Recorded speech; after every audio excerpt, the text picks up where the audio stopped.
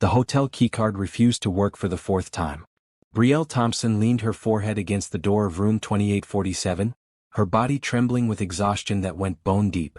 Her fingers, raw from scrubbing floors at the convention center for 12 hours straight, fumbled with the plastic card again. The hallway lights seemed too bright, making her head pound. She just needed to sleep. Just a few hours before her job interview tomorrow morning. This cheap hotel near the business district was all she could afford, and even that stretched her last paycheck dangerously thin. The card reader blinked green. Thank God. Brielle pushed the door open and stumbled inside, her sneakers squeaking on the entry floor. The room was dark except for a sliver of light from the bathroom. She kicked off her shoes, dropped her backpack and headed toward what she thought was the bed. Her mind was foggy with tiredness, replaying the conversation with her younger sister Tanya earlier. Tuition was due. The landlord wanted rent. The electric company had sent a final notice. Everything was falling apart, and tomorrow's interview at Morrison Technologies was her last hope for a real job with real pay. She collapsed onto the bed, still wearing her jeans and the faded green t-shirt from work. Something was wrong. The sheets smelled different. Expensive. Like cedar and something else she couldn't name. The mattress was too comfortable, too firm. Brielle's eyes flew open just as the bathroom door swung wider. A man stood there, backlit, wearing only pajama pants. Water dripped from his dark hair. He was tall, broad-shouldered, and he froze the moment he saw her on his bed. Who are you? His voice was deep, calm despite the situation. Not angry, just confused. Brielle scrambled backward off the bed, her heart hammering so hard she thought it might break through her ribs. I'm sorry. I'm so sorry. The keycard worked. I thought this was my room. I'm in 2847. This is 2847. The man reached for a light switch. Soft light flooded the room and Brielle got her first real look at him. He was younger than she expected, maybe early 30s. His face was handsome in a careful way, like someone who didn't smile often but should.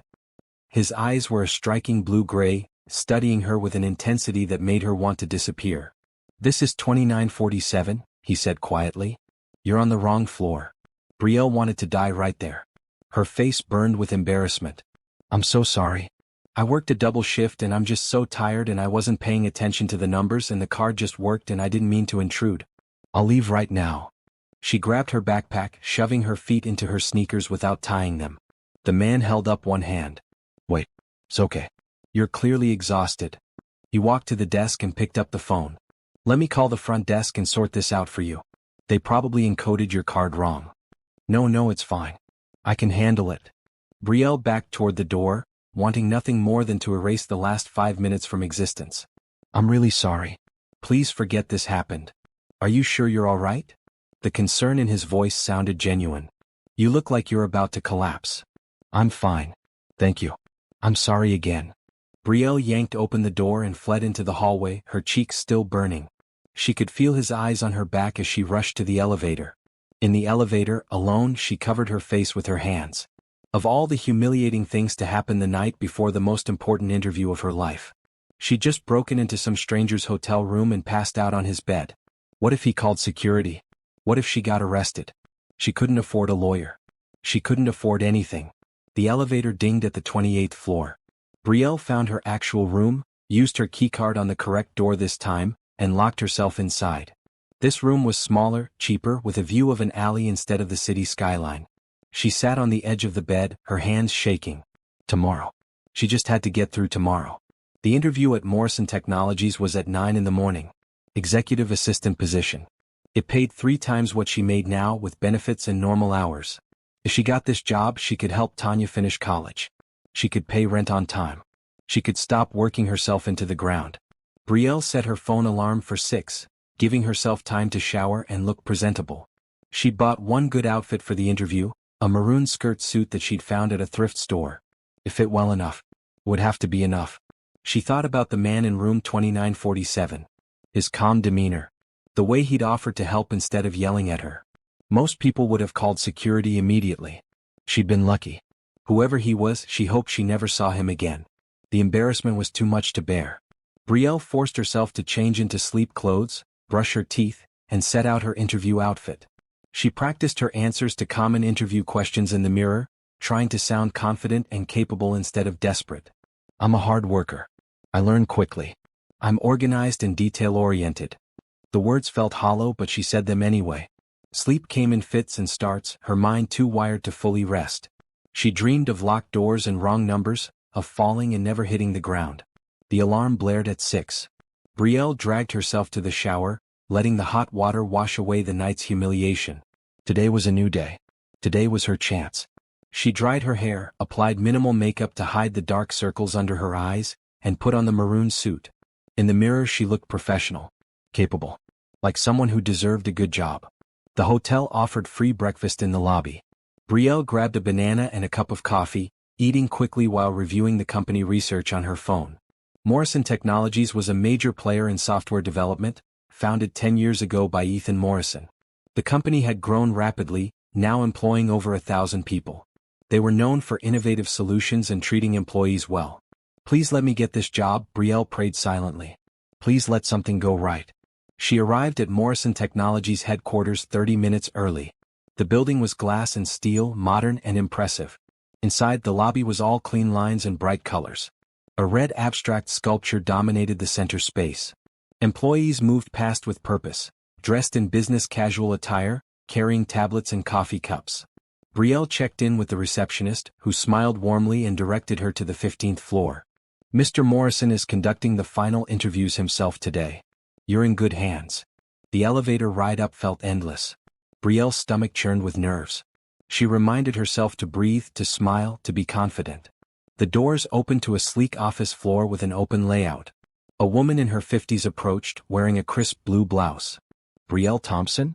I'm Ruth, Mr. Morrison's current assistant. I'm actually retiring next month, which is why we're hiring. Come with me. Ruth led her through the office, past cubicles and glass-walled conference rooms. Everyone seemed busy but not stressed. The atmosphere felt positive, productive.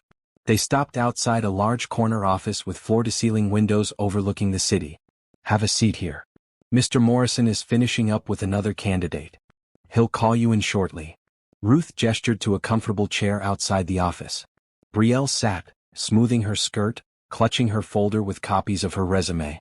Through the glass walls, she could see a figure moving inside the office, but the angle prevented her from seeing his face clearly. 10 minutes passed. The office door opened and another candidate walked out, looking discouraged. Ruth caught Brielle's eye and nodded toward the office. You're up. Good luck. Brielle stood, took a deep breath and walked into the office.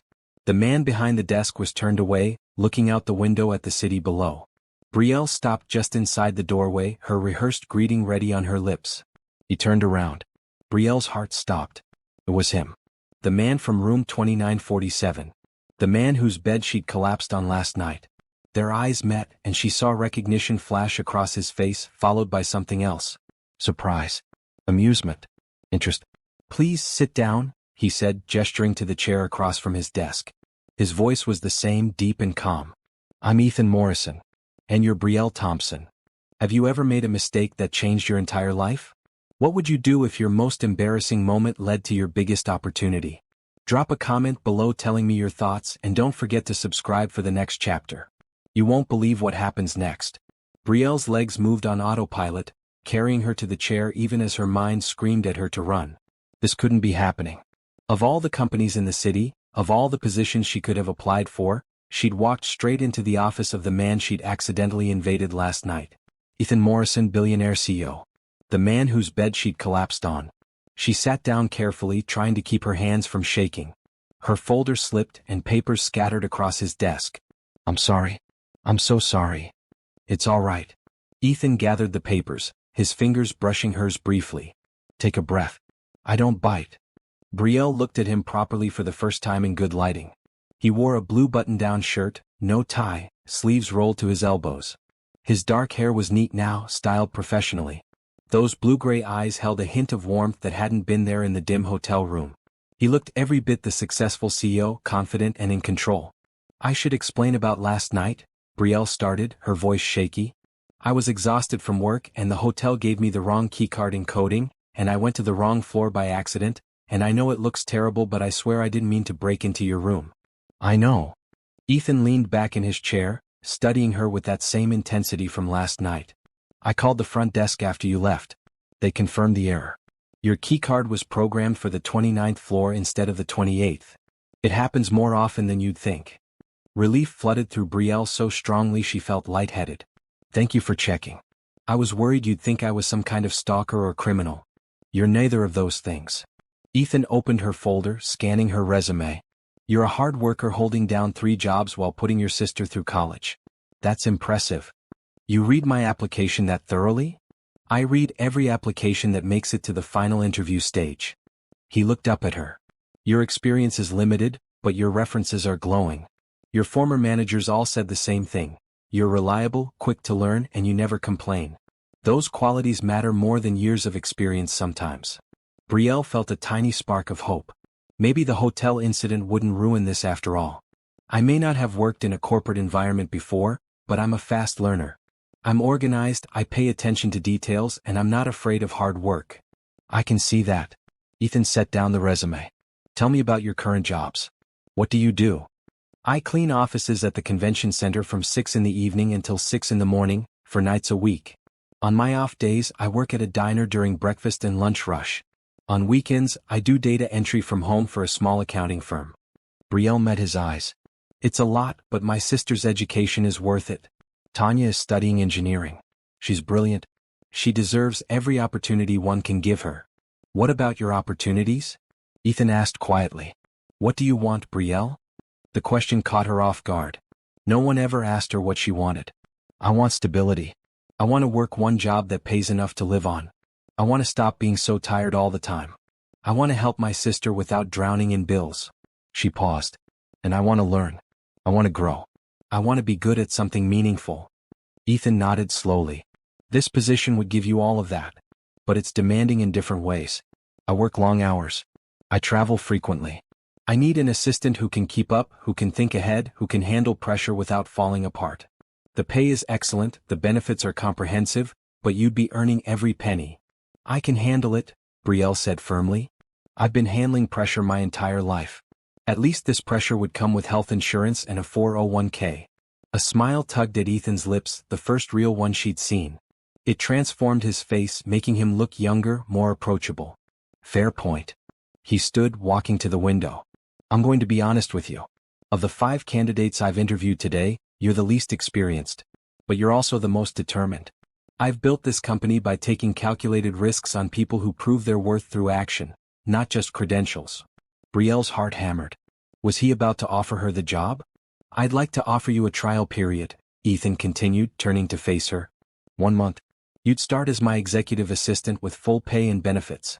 If it works out, the position is yours permanently. If it doesn't, I'll provide you with excellent references and help you find another position elsewhere. What do you think? Yes. The word came out before Brielle could stop it. She should probably negotiate, ask questions, but the fear of him changing his mind overrode everything else. Yes, I accept. Thank you. Thank you so much. You haven't heard the full offer yet. Ethan returned to his desk, pulling out a folder. The salary is $75,000 a year to start. Health insurance, dental, vision, all covered. 3 weeks paid vacation, though I'll warn you now that taking it can be challenging given the demands of the role. There's a professional development fund of $5,000 annually for courses or certifications you want to pursue. Brielle's mind reeled. $75,000. She currently made less than $30,000 working 3 jobs combined. This was life-changing money. This was Tanya's tuition paid. This was rent with money left over. This was breathing room. Additionally, Ethan continued, Ruth will train you for the next 2 weeks before she retires. She's been with me since the beginning, so she knows everything. Learn from her. Ask questions. Don't pretend to understand something when you don't. I won't, Brielle promised. When would I start? Monday. That gives you a few days to sort out your current jobs. I assume you'll need to give notice? The convention center requires 2 weeks, but they might let me go sooner since I'm moving to a better opportunity. The diner and the data entry work I can finish up this week. Brielle's hands trembled as she took the folder he offered. I don't know how to thank you. This means everything to me. Thank me by doing excellent work. Ethan's expression grew serious. I'm taking a chance on you, Brielle. Don't make me regret it. I won't. I promise I won't. They shook hands, his grip firm and warm. Brielle felt electricity at the contact, an awareness that had nothing to do with professionalism. She pulled away quickly, reminding herself that he was her boss now. Any other thoughts were inappropriate and dangerous. Ruth appeared in the doorway, smiling broadly. How did it go? Brielle starts Monday, Ethan said. Please send her home with everything she needs to review before her first day. Employee handbook, current project overviews, my calendar for the next month. Wonderful. Ruth beckoned Brielle to follow her. Come on, dear. We have a lot to cover.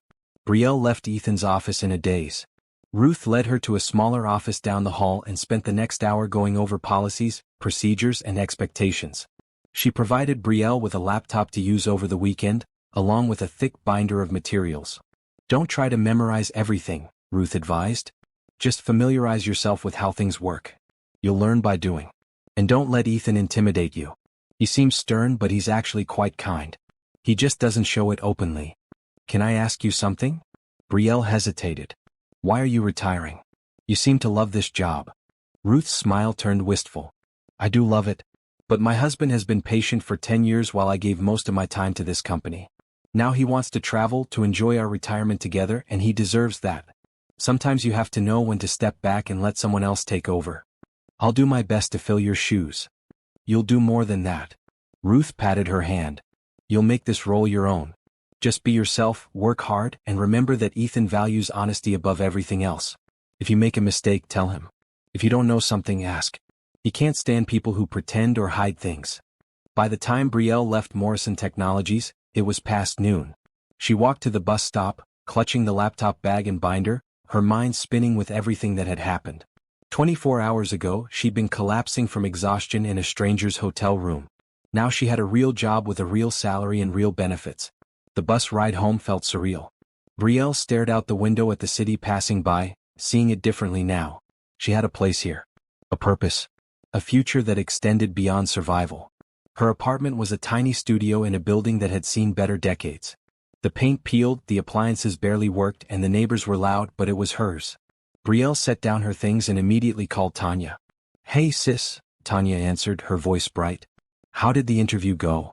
I got the job. Brielle's voice cracked. Tanya, I got the job. $75,000 a year with benefits. I start Monday. Tanya screamed so loudly that Brielle had to hold the phone away from her ear. Oh my God. Oh my God. Brie, that's incredible.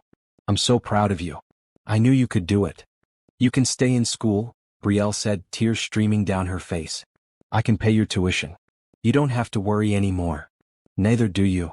Tanya's voice softened. You've been taking care of me for so long. Now you can take care of yourself too. You deserve this, Brie. You deserve everything good. They talked for another hour, making plans, dreaming about the future. When Brielle finally hung up, she felt lighter than she had in years. She looked around her cramped studio and thought about moving someday soon.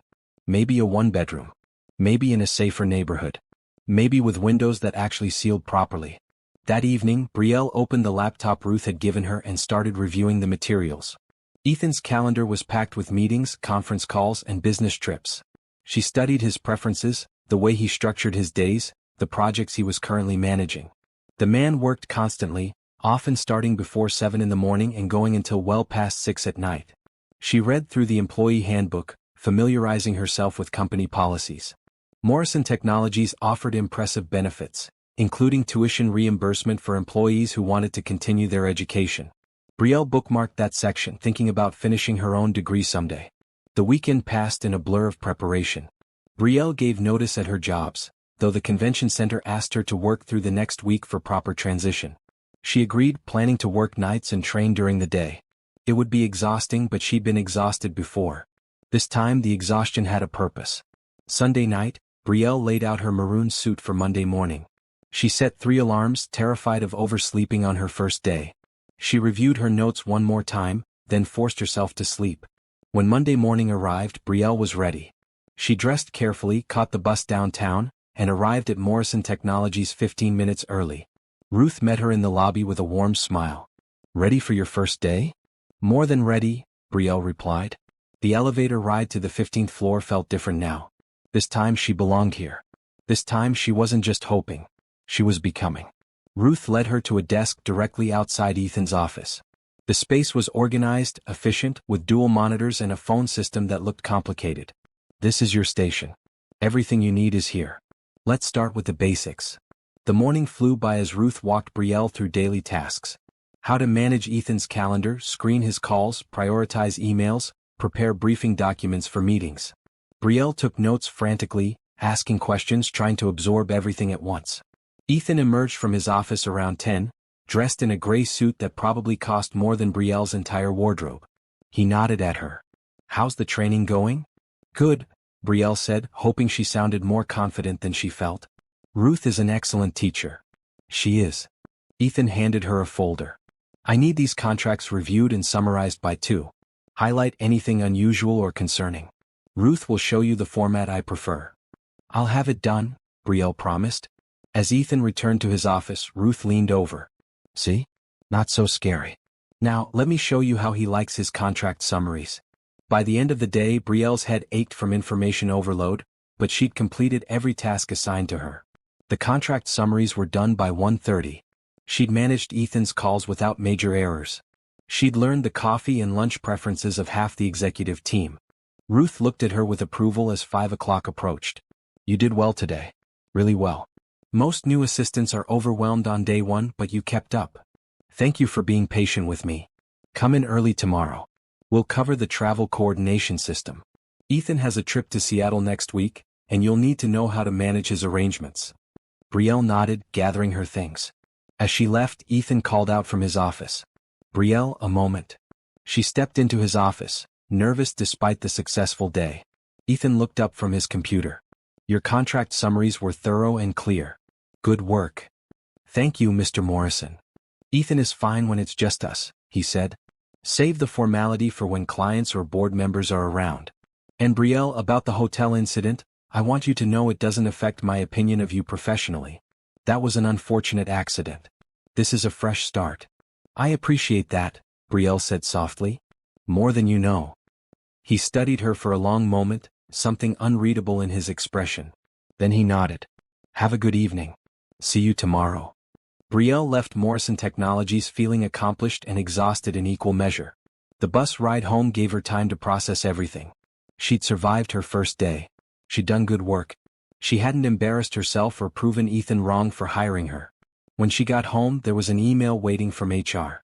Her health insurance would activate in 30 days. Her first paycheck would be deposited in 2 weeks. Everything was official, real, happening. Brielle ate a simple dinner, reviewed her notes from the day, then set out her clothes for Tuesday. The maroon suit again, though she'd need to buy more professional clothes soon. Maybe after that first paycheck. As she lay in bed, staring at the water-stained ceiling, Brielle thought about how much her life had changed in just a few days. The wrong hotel room had led her to the right opportunity. Her biggest embarrassment had become her biggest break. She thought about Ethan, about the kindness he'd shown her despite their awkward first meeting. About the way he'd taken a chance on someone with no corporate experience. About his calm presence and sharp intelligence. "Stop it," she told herself firmly. "He's your boss. That's all he can ever be." But as sleep pulled her under, Brielle couldn't quite silence the small voice wondering if maybe, just maybe, there was something more in the way he'd looked at her today. Something that had nothing to do with contracts or calendars or professional courtesy. Something that felt like possibility. Tuesday morning brought rain, the kind that turned city streets into mirrors and made the walk from the bus stop miserable. Brielle arrived at Morrison Technologies with her hair damp despite the umbrella, her second-best blouse, a blue one, slightly rumpled from being crammed into her bag. She'd need to invest in proper rain gear. Add it to the growing list of things her new salary would eventually cover. Ruth was already at her desk, perfectly put together as always. She took one look at Brielle and smiled sympathetically. "The weather is terrible today. There's a company gym on the second floor with locker rooms and showers. You might want to keep a change of clothes here for days like this." "That's a good idea," Brielle said, making a mental note. Another thing she hadn't considered. Corporate life had so many unspoken rules and expectations. "Before we dive into travel coordination, Ethan wants to see you in his office." Ruth's tone was neutral, but something in her expression made Brielle nervous. "Did I do something wrong?" "Just go see him, dear."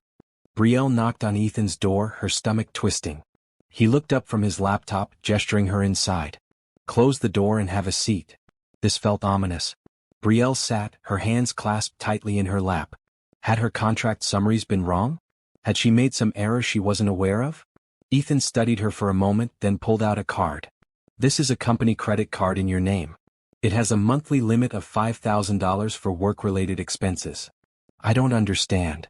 Part of your role is representing this company and me professionally. That includes how you present yourself. He said it matter-of-factly, without judgment.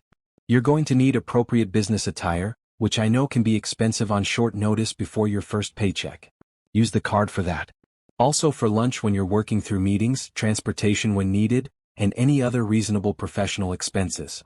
Brielle stared at the card like it might bite her. I can't take this. It feels wrong. It's not a gift. It's a work tool. Ethan leaned forward. Brielle, I've seen you wear the same suit 3 days in a row. I know you're making this work with limited resources and I respect that. But you're also representing a billion-dollar company now. Let me help you succeed in this role. She thought about Ruth's words from yesterday. Ethan values honesty. I don't know how to shop for clothes like this. I've been buying from thrift stores for years. I wouldn't even know where to start. Ruth can help with that. She's excellent at finding quality pieces that work in corporate environments. Ethan's expression softened. Take the card. Use it responsibly. That's all I'm asking. Brielle took the card, her fingers trembling slightly. Thank you. I'll be careful with it. I know you will. He returned his attention to his laptop, a clear dismissal. Ruth is waiting to cover travel arrangements. That'll take most of the morning. Brielle left his office, card in hand, emotions swirling. Part of her bristled at the implication that she needed a makeover. Another part recognized the practical reality. She'd been focused on survival for so long that she'd neglected professional presentation. If she wanted to truly succeed in this environment, she needed to look the part. Ruth noticed the card immediately. He gave you the company card. Good. We're going shopping during lunch. I should probably work through lunch. Nonsense. Consider it part of your training.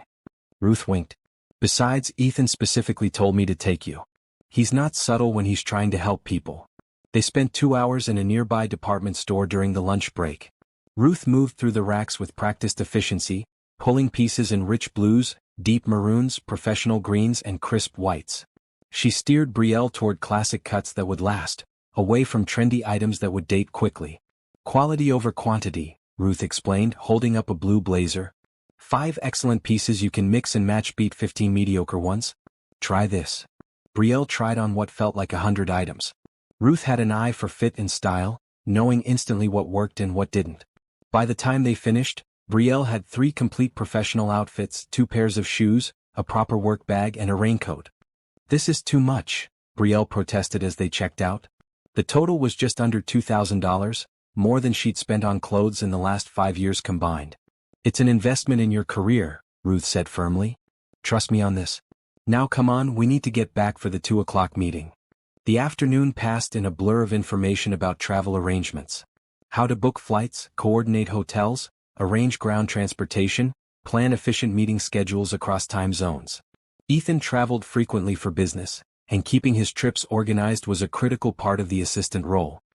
He's going to Seattle next Tuesday for 3 days, Ruth explained, pulling up the calendar. He has meetings with a potential acquisition target, dinners with investors, and a speaking engagement at a tech conference. You'll need to book his flight, hotel, rental car, and coordinate with his Seattle office contact, a woman named Patricia Chin. Patricia Chin, Brielle repeated, writing it down. Does he usually fly commercial or private? Commercial, first class. He's not pretentious about it. The man works on planes, so he needs space and reliability. Ruth clicked through screens, showing Brielle the preferred booking system. He likes morning flights when possible. Window seat. He has TSA pre-check and global entry. Here are his membership numbers. Brielle absorbed the information, grateful for her ability to learn quickly. She'd always been good at picking up new systems, a skill developed from juggling multiple jobs with different requirements. By the time Wednesday arrived, Brielle felt more confident in her role. She wore one of her new outfits, a maroon dress with a matching blazer. Ruth had been right, the quality made a difference. She felt more professional, more like she belonged. Ethan noticed immediately when she arrived. Good choice, he said simply, then handed her a stack of files. I need you to sit in on the 10 o'clock strategy meeting. Take notes on the discussion points and email me a summary by noon. You want me in the meeting? Brielle tried to keep the surprise from her voice. You're my assistant. Part of that role is understanding the business so you can anticipate needs and make informed decisions. You can't do that from behind a desk. He checked his watch. The meeting is in the conference room on this floor. Bring your laptop. The strategy meeting included 5 department heads discussing a new product launch. Brielle sat at the end of the long table, trying to be invisible while frantically typing notes. The conversation moved fast, filled with technical jargon and business terminology she didn't fully understand. But she captured the key points, the decisions made, the action items assigned. When the meeting ended, one of the executives, a woman named Hannah Reeves, approached her. "You're the new assistant. Welcome to the team." "Thank you." "Word of advice," Hannah said quietly. "Don't be afraid to ask questions. Ethan appreciates people who admit what they don't know more than people who pretend. We've all been the new person once." Brielle spent her lunch hour at her desk, turning her raw notes into a coherent summary. She organized it by topic, highlighted the key decisions, and flagged the items requiring follow-up. She emailed it to Ethan at 11:45, 15 minutes early. His response came 5 minutes later. "Well done. This is exactly what I needed." The praise warmed her more than it should have. Brielle reminded herself that she was simply doing her job, nothing more. But it felt good to be competent, to be useful, to be valued. Thursday brought new challenges. Ethan had back-to-back meetings from 8 to 6, and it was Brielle's job to keep him on schedule, ensure he had the right materials for each meeting, and handle any unexpected issues. A catering order got mixed up. A video conference system malfunctioned. A client arrived early while Ethan was still in another meeting. Brielle handled each crisis calmly, the way she'd handled countless emergencies in her previous jobs. She reorganized the lunch delivery. She called IT to fix the video system and set up an alternative in another room. She entertained the early client with coffee and small talk until Ethan was ready. By the end of the day, she was exhausted but satisfied. She kept everything running smoothly. No one would have guessed it was only her 4th day on the job. Ethan stopped by her desk as he was leaving for the evening. "You did well today. Multiple fires, all put out efficiently." "Thank you." "Just doing my job," Brielle said, but she couldn't help smiling. "Still." He hesitated, as if weighing whether to say something more. Then he seemed to decide against it. "Have a good evening, Brielle. See you tomorrow." Friday was quieter, giving Brielle time to catch up on administrative tasks and finalize Ethan's Seattle trip details. She'd booked everything exactly as Ruth had instructed. Tuesday morning flight, returning Thursday evening. Hotel near his meetings. Rental car. Complete itinerary with addresses, phone numbers, and backup plans. Ruth reviewed her work and nodded approvingly. "Perfect. You're a natural at this." "I had a good teacher." "You're kind to say so, but this is all you, dear. You have the right instincts for this work." Ruth's expression grew thoughtful. "Can I give you some personal advice?" "Of course." "Ethan is a good man, but he's also complicated. He's brilliant and driven, but he doesn't make space for a personal life. This company consumes him. Don't let it consume you too." Ruth squeezed her hand. "Take care of yourself. Set boundaries. Have a life outside these walls." "I will," Brielle promised, though part of her wondered how anyone set boundaries when they were building something from nothing. She'd spent years sacrificing everything for survival. Sacrifice for success didn't seem so different. The week ended with a team lunch to celebrate Ruth's retirement. The entire executive floor gathered in a private dining room, sharing stories and toasts. Ruth had been with Morrison Technologies from the beginning, and people clearly loved her. Ethan stood to give a speech, his usual reserve softening into genuine affection.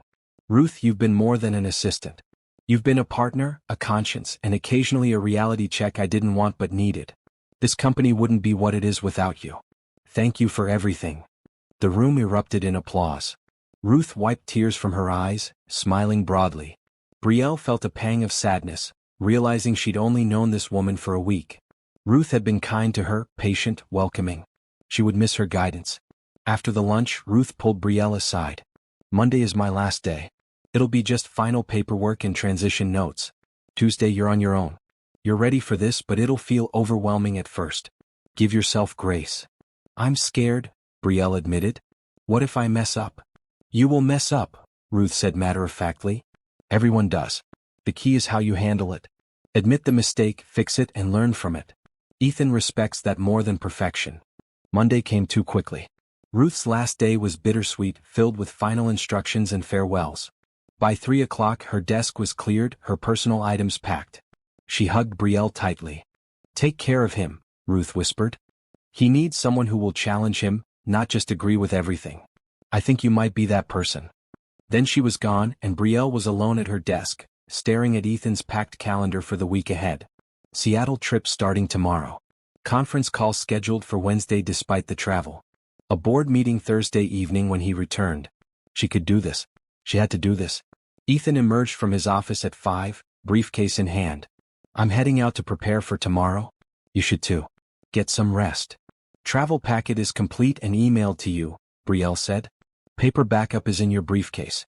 Patricia Chin confirmed all your Seattle appointments. The rental car will be ready when you land. Call me if you need anything." "I will." He paused at her desk. "How are you feeling about this week?" "Honestly? Terrified." Ethan smiled, that rare expression that transformed his face. "Good. Comfortable people don't grow. You'll be fine, Brielle. I wouldn't have hired you if I didn't believe that." After he left, Brielle sat alone in the quiet office. The city sprawled beyond the windows, lights beginning to twinkle as evening fell. She thought about where she'd been 2 weeks ago, exhausted and desperate.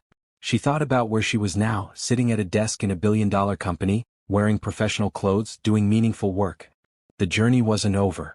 In many ways it was just beginning. But for the first time in years, Brielle felt like she was moving forward instead of just surviving. She packed up her things, took the elevator down, and caught her bus home. In her tiny studio, she laid out her clothes for Tuesday. Green blouse, black slacks, professional and put together. She reviewed Ethan's itinerary one more time, memorizing every detail. Tomorrow she'd manage the office without Ruth's safety net. Tomorrow she'd prove that Ethan's faith in her wasn't misplaced. Tomorrow she'd take another step toward the life she'd always dreamed of but never thought possible. And somewhere in the back of her mind, in a place she tried not to examine too closely, Brielle acknowledged a truth she wasn't ready to speak aloud. Working with Ethan Morrison felt like more than just a job. It felt like purpose. It felt like belonging. It felt like something dangerous and wonderful and completely inappropriate for an employee to feel about her boss. But feeling something and acting on it were two different things. Brielle had learned discipline through years of hardship. She could control this. She could be professional, competent, and nothing more. She had to be. Her future depended on it. The office felt strange without Ruth. Brielle arrived Tuesday morning to find Ethan's desk empty. His Seattle flight departed on time according to the tracking app. She settled into her workstation, pulling up his calendar for the day. 3 conference calls scheduled, which meant she needed to be available to coordinate and take notes even with him 2,000 miles away. Her phone rang at 8 sharp. Ethan, calling from the Seattle rental car. "Morning. Just landed and picked up the car. Patricia confirmed our 9:30 meeting. The hotel sent my room info to the email address you provided. Everything is organized perfectly. Thank you." "You're welcome," Brielle said, trying not to feel ridiculously pleased by the compliment. "Your first conference call is at noon our time, 9 their time. I'll send you the dial-in information again just in case." "Good idea. Talk to you later." The call disconnected, and Brielle found herself smiling at her computer screen. "Stop it," she told herself. "He's your boss." Professional distance. The morning passed smoothly. She fielded calls, managed emails, and coordinated with other departments on various projects.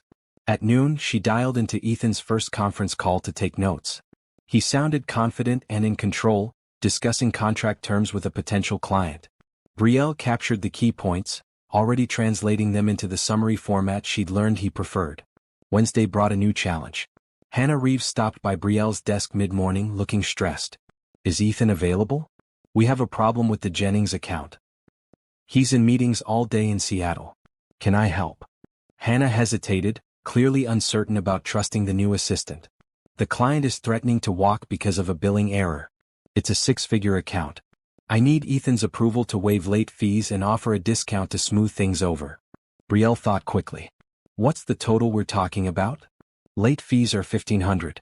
The discount would be 5% of the quarterly billing, about $3,000. So $4,500 total to save a 6-figure account." Brielle pulled up Ethan's email guidelines. He'd written extensively about client retention priorities. That falls within his approved discretionary spending for client relations. Make the offer. Document everything and email Ethan the details. I'll flag it as urgent so he sees it when he's free. Hannah's expression shifted from stress to relief. You're sure? I've read his policies. This is exactly the kind of situation he'd want handled immediately, not delayed for his approval. Brielle met Hannah's eyes. If I'm wrong, I'll take responsibility. Okay. Thank you. Hannah hurried back to her office, already pulling out her phone. Brielle immediately documented the decision and emailed Ethan, explaining the situation and the action she'd authorized. Then she waited, stomach tight with nerves. Had she overstepped? Made a decision above her authority? Ethan's response came 2 hours later. Good call. Exactly right. Well done. Brielle released a breath she hadn't realized she'd been holding. She'd made a judgment call and it had been correct. She'd earned a small piece of his trust. Thursday brought Ethan back from Seattle, landing at 6 in the evening. Brielle stayed late to brief him on the week's events before the board meeting at 7. She'd prepared a comprehensive summary: decisions made, problems solved, messages requiring his attention. He reviewed her notes, nodding occasionally. You handled the Jennings situation perfectly. Hannah was impressed. I just followed your guidelines. You applied them intelligently to a situation I hadn't specifically covered. That's different. He looked at her directly. That's exactly what I need from an assistant. Not someone who waits for instructions, but someone who thinks independently within established parameters. The board meeting ran until 9. Brielle waited outside the conference room in case Ethan needed anything. When the executives finally emerged, most looked satisfied. Ethan motioned for her to follow him back to his office. The board approved the Seattle acquisition, he said, loosening his tie. Which means the next month is going to be extremely busy. More travel, longer hours, higher stress. Are you prepared for that? Yes, Brielle said without hesitation. Your first month trial ends next week. I want to make this permanent. Ethan leaned against his desk. You've exceeded my expectations. You're quick, intelligent, and you don't panic under pressure. I'd like you to stay on as my executive assistant with a salary increase to $85,000, effective immediately. Brielle's eyes widened. That's a $10,000 raise. You've earned it. Ruth was making $90,000, and you're already performing at her level. In a few months, I'll raise you to match her salary if you continue this way. He crossed his arms. What do you say? Yes. Absolutely yes. Thank you. Brielle couldn't keep the emotion from her voice. You've changed my life. I can't even begin to express how grateful I am. Keep doing excellent work. That's all the thanks I need. Ethan's expression softened. How's your sister doing? The question surprised her. Tanya? She's good. I paid her tuition for this semester. She's thriving in her engineering program. I'm glad. He moved to his desk, shuffling papers into his briefcase. You should get home. It's late. Brielle gathered her things but paused at the door. Can I ask you something? Of course. Why did you really hire me? You said I was the least experienced candidate. There had to be safer choices. Ethan considered the question carefully. Do you want the honest answer? Always. You were hungry. Not just for money, though obviously that mattered. You were hungry to prove yourself, to build something better, to succeed. That kind of drive can't be taught or faked. I've hired plenty of experienced people who were comfortable, who saw this as just another job. You saw it as an opportunity. That made all the difference. Thank you for taking a chance on me. Thank you for proving me right. He smiled slightly. Now go home. Get some sleep. Tomorrow starts the acquisition process and you'll need your energy. The next 3 weeks were exactly as Ethan had warned. Intense, demanding, and consuming. The acquisition required coordination between legal teams, financial analysts, and operations personnel. Brielle became the central hub, managing schedules, facilitating communication, keeping everyone aligned. She worked 12-hour days without complaint, learning more about business in 3 weeks than most people learned in 3 years. Ethan trusted her with increasingly complex tasks, drafting preliminary agreements, sitting in on negotiation calls, managing sensitive client information.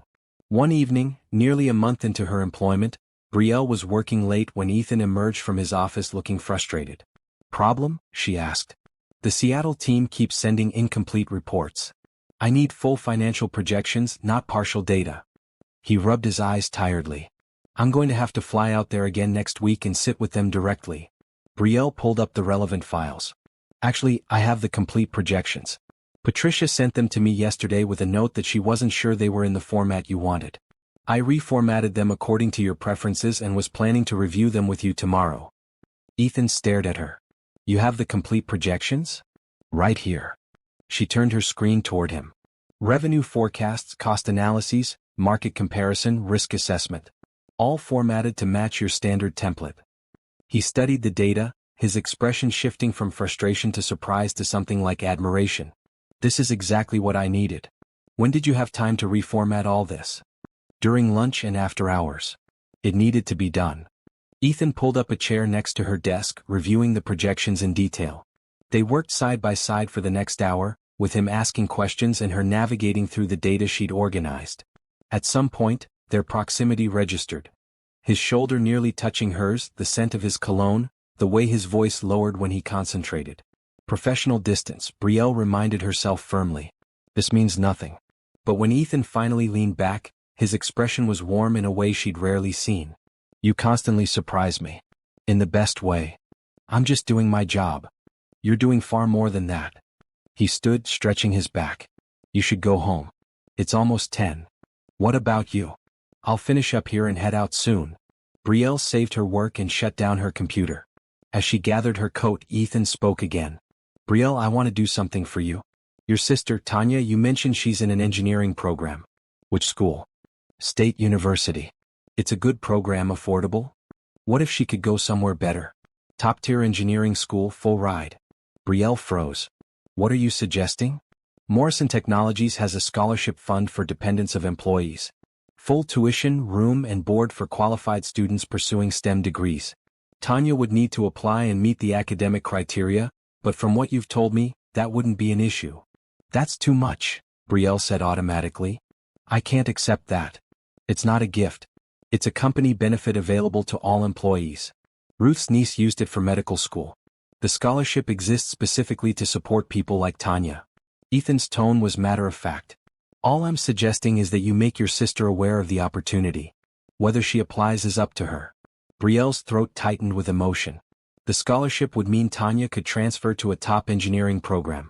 Better education, better opportunities, better future. Why are you doing this? Because I can.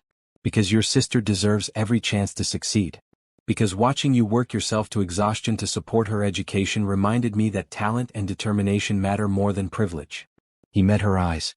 Make sure she knows about the scholarship. That's all. Thank you. The words felt inadequate. I don't know how to repay you. Keep being excellent at your job. That's repayment enough. That night, lying in her studio apartment, Brielle called Tanya and told her about the scholarship. Her sister's excitement was palpable through the phone.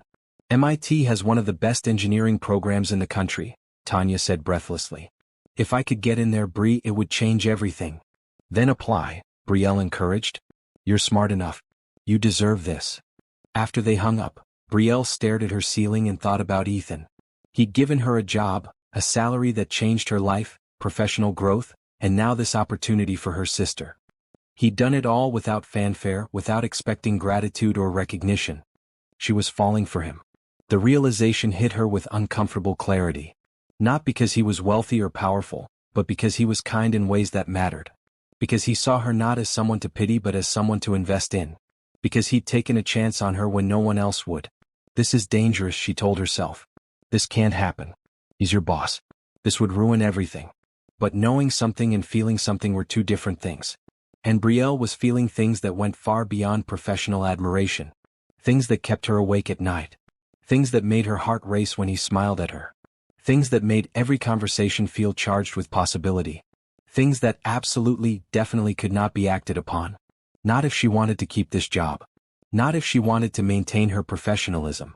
Not if she wanted to protect herself from potential heartbreak. So Brielle did what she'd always done. She pushed the feelings down, locked them away, and focused on what she could control. Her work. Her performance. Her determination to be the best assistant Ethan Morrison had ever had. If that meant ignoring the way her heart jumped when he said her name, so be it. She'd survived worse than unrequited feelings. She would survive this too. The Morrison Technologies office had a rhythm Brielle now understood instinctively. She could predict Ethan's moods by his morning coffee order. Black meant focused, cappuccino meant negotiation calls ahead, espresso meant the day would be grueling. She knew which meetings would run over, which clients needed extra handling, which problems required immediate escalation versus ones she could solve independently. 6 weeks into the job, she'd become indispensable, and they both knew it. The Seattle acquisition closed successfully, which meant Ethan's attention shifted to the next project, developing a new software platform that could revolutionize data security. The project was ambitious, expensive, and potentially transformative for the company. "I need someone I can think out loud with," Ethan said one Thursday afternoon, stopping by her desk with 2 cups of coffee. He handed her one. "Take a walk with me. Bring your tablet." They left the building and walked toward the waterfront park several blocks away. The May weather was perfect, warm without being hot, the sky a clear blue. Brielle had never seen Ethan leave the office mid-afternoon before. "I'm stuck," he admitted as they walked. "The security platform concept is solid, but the implementation path isn't clear. We could build it in-house, which gives us complete control but takes 3 times as long. Or we could partner with an existing security firm, which is faster but means sharing profits and intellectual property." "What's your gut telling you?" Brielle asked. "That's the problem. My gut isn't saying anything useful." Ethan sipped his coffee, his expression thoughtful. "What would you do?" "You're asking me? I don't know anything about software development. You know about people and risk. That's what this decision really comes down to." Brielle considered the question carefully. "I think you should ask yourself what matters more, control or speed. If this platform is as transformative as you believe, then speed might matter more than perfect control. Getting to market first gives you competitive advantage. You can always build proprietary versions later once you've established market dominance." Ethan stopped walking, turning to face her. "That's exactly the argument my CFO made yesterday. But you explained it better." "I'm sure he was more detailed. He was more technical. You were more clear." Ethan resumed walking. "You have a gift for cutting through complexity and finding the core issue. It's rare." They reached the waterfront, where couples strolled and children played near the fountain. Ethan found a bench facing the water and sat down. Brielle joined him, maintaining careful distance between them. "Can I tell you something?" Ethan asked, his voice quieter now. "Not as your boss, just as someone thinking out loud." "Of course. Building this company has been my entire life for 10 years. I started it in my apartment with 2 friends and a maxed-out credit card. We worked 18-hour days, slept on office floors, ate ramen for months. It nearly killed us, but we believed in what we were creating." He stared out at the water. "Somewhere along the way, the company stopped being just a business. It became my identity, my purpose, my only focus. That doesn't sound unusual for founders. Maybe not. But it means I've sacrificed everything else. Relationships, friendships, hobbies, rest. Everything got fed into this machine I built. And now the company is successful, stable, growing. But I look around and realize I don't have much else. No real personal life. No one to share success with." Brielle's chest tightened. This was the most personal thing Ethan had ever said to her. "Is that why Ruth told me you need someone to challenge you?" "Ruth said that." Ethan looked surprised, then smiled. "She's not wrong. Most people around me just agree because I'm the CEO. They don't push back, don't question, don't make me think harder. It's lonely actually being surrounded by people who won't tell you when you're wrong." "For what it's worth, I think you're making the right choice about the security platform," Brielle said. "Partnership over building in-house. Speed and market dominance first, perfect control later. See? That's what I needed to hear."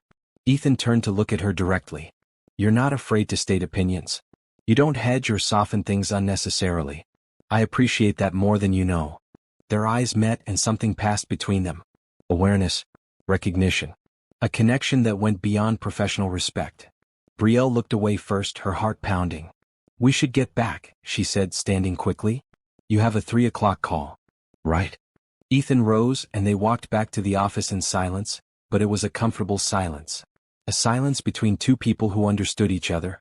The following week, Ethan traveled to Boston for investor meetings, and Brielle managed the office solo again. She was reviewing quarterly reports when her phone rang with an unfamiliar number. "Is this Brielle Thompson?" A woman's voice, professional and crisp. "Yes. Who's calling?" "This is Dean Patricia Morrison from MIT.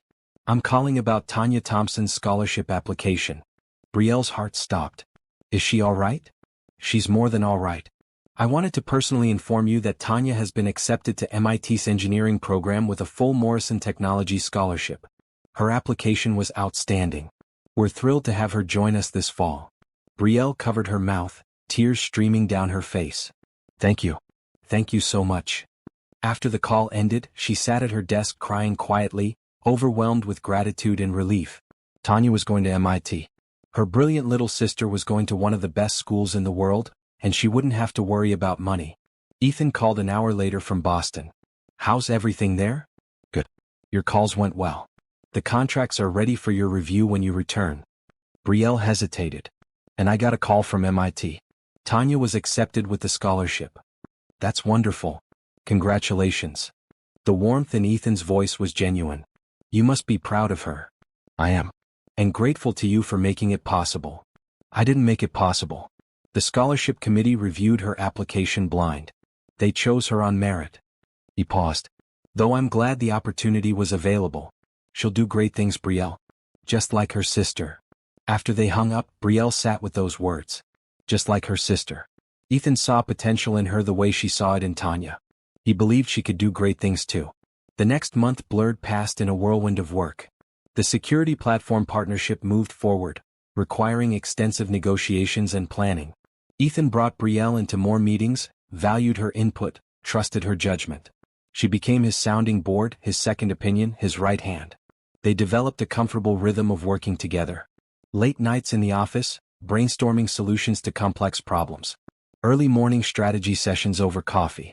Long conversations about business philosophy, risk management, leadership. And somewhere in all of it, the line between professional and personal began to blur. Not obviously. Not inappropriately. But in small moments that accumulated like drops of water eventually carving through stone. The way Ethan smiled when she successfully predicted his counterargument in a negotiation. The way Brielle's breath caught when his hand brushed hers reaching for the same document. The way their conversations extended beyond business into books, music, childhood memories, dreams deferred. One evening in late June, they were alone in the office finishing a presentation for the board. Brielle suggested a different way to frame the market analysis, and Ethan implemented it immediately, improving the entire flow. "You're wasted as an assistant," he said, leaning back in his chair. "You should be running your own projects." "I like what I do." "Do you? Or are you playing it safe?" His tone was challenging but not unkind. "You're intelligent enough to do more, Brielle. You could pursue an MBA, move into operations, run a division eventually. Why limit yourself?" "Because 6 months ago I was scrubbing floors. This job is more than I ever dreamed possible. I don't need more. But maybe you deserve more." Ethan stood, moving to the window. "I see you the way you see your sister. Full of potential, capable of so much. Don't you see that in yourself?" Brielle joined him at the window, the city lights spreading below them. "Sometimes I'm afraid if I reach for too much, I'll lose what I have. This job, this stability, it's everything to me. I can't risk it. Life is risk." Ethan turned to face her, and suddenly they were very close, close enough that she could see the silver flecks in his blue-gray eyes. "Playing it safe means never discovering what you're truly capable of." "Is that your philosophy? Risk everything?" "It's how I built this company. It's how I've made every important decision in my life." His voice dropped lower. "Though lately, I've been realizing there are some risks I've been too afraid to take." The air between them felt charged. Brielle knew she should step back, put distance between them, remember that he was her boss and this was dangerous. But she couldn't move, caught in the gravity of his presence. "What risks?" she whispered. Ethan's hand lifted, hovering near her face as if he wanted to touch her but stopped himself. "Ones that could complicate everything." "Maybe complications aren't always bad." "Brielle?" Her name on his lips sounded like a prayer and a warning combined. "We should finish this presentation." The moment broke. Ethan stepped back, and Brielle released a breath she didn't know she'd been holding. They returned to the conference table, but everything felt different now. The unspoken thing between them had almost become spoken. The possibility had almost become real. They finished the presentation in near silence, both acutely aware of what had almost happened, of what still might happen, of the tension that had nowhere to go but had to be acknowledged somehow. "It's late," Ethan said finally. "You should go home." "What about you?" "I'll stay a bit longer. Finish some emails." Brielle gathered her things but paused at the door. "Ethan, about what just happened." "Nothing happened," he said firmly. "We're colleagues. I'm your boss. That's all we can be." "Right. Of course." The words stung even though they were true. "I'll see you tomorrow." She left quickly before the tears building behind her eyes could fall. In the elevator, alone, Brielle let herself feel the full weight of her feelings. She was in love with Ethan Morrison. Completely, hopelessly, inappropriately in love with him. And from what had just happened, he might feel something too. But he was right. They were colleagues. He was her boss. Anything more would be complicated, potentially disastrous, possibly career-ending. So why did her heart refuse to accept that logic? Why did every rational reason to maintain distance feel hollow compared to the way he looked at her? The way he valued her opinion? The way he seemed to genuinely care about her well-being and her future? I know what you're thinking right now. You're wondering if they'll cross that line, if they'll risk everything for a chance at something real. Before we find out, tell me in the comments. Would you risk your career for love? Hit subscribe so you don't miss what happens next, because things are about to get very interesting. Brielle took the bus home, staring out at the city passing by. The studio apartment she'd lived in for 3 years felt smaller than ever. She'd saved enough for a security deposit on a better place, but hadn't had time to look. Her entire life revolved around work, around Ethan, around Morrison Technologies. Ruth's words echoed in her mind. Don't let this company consume you. Have a life outside these walls. But what if the company wasn't what was consuming her? What if it was something much more complicated and dangerous than simple career ambition? What if it was love and all the impossible hope that came with it? July arrived with summer heat and a new challenge, the Morrison Technologies annual charity gala. The event raised money for STEM education initiatives in underserved communities. As Ethan's assistant, organizing the gala fell to Brielle. The event was in 6 weeks.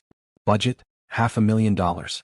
Expected attendance, 500 people including major investors, tech industry leaders, potential clients, and board members. Everything had to be perfect. Ruth handled this event for years, Hannah told Brielle during their planning meeting. She made it look easy, but it was always a massive undertaking. You'll need vendors for catering, entertainment, decor, valet service, security. And you'll need to manage the silent auction items, coordinate with the foundation board, and handle RSVPs from some of the most demanding people in the tech world. No pressure, Brielle said dryly. You'll be fine. Ruth left detailed notes from last year. Follow her framework and put your own touch on it. Brielle dove into the planning with her usual determination. She selected a venue, a historic mansion overlooking the water with gardens perfect for cocktail hour.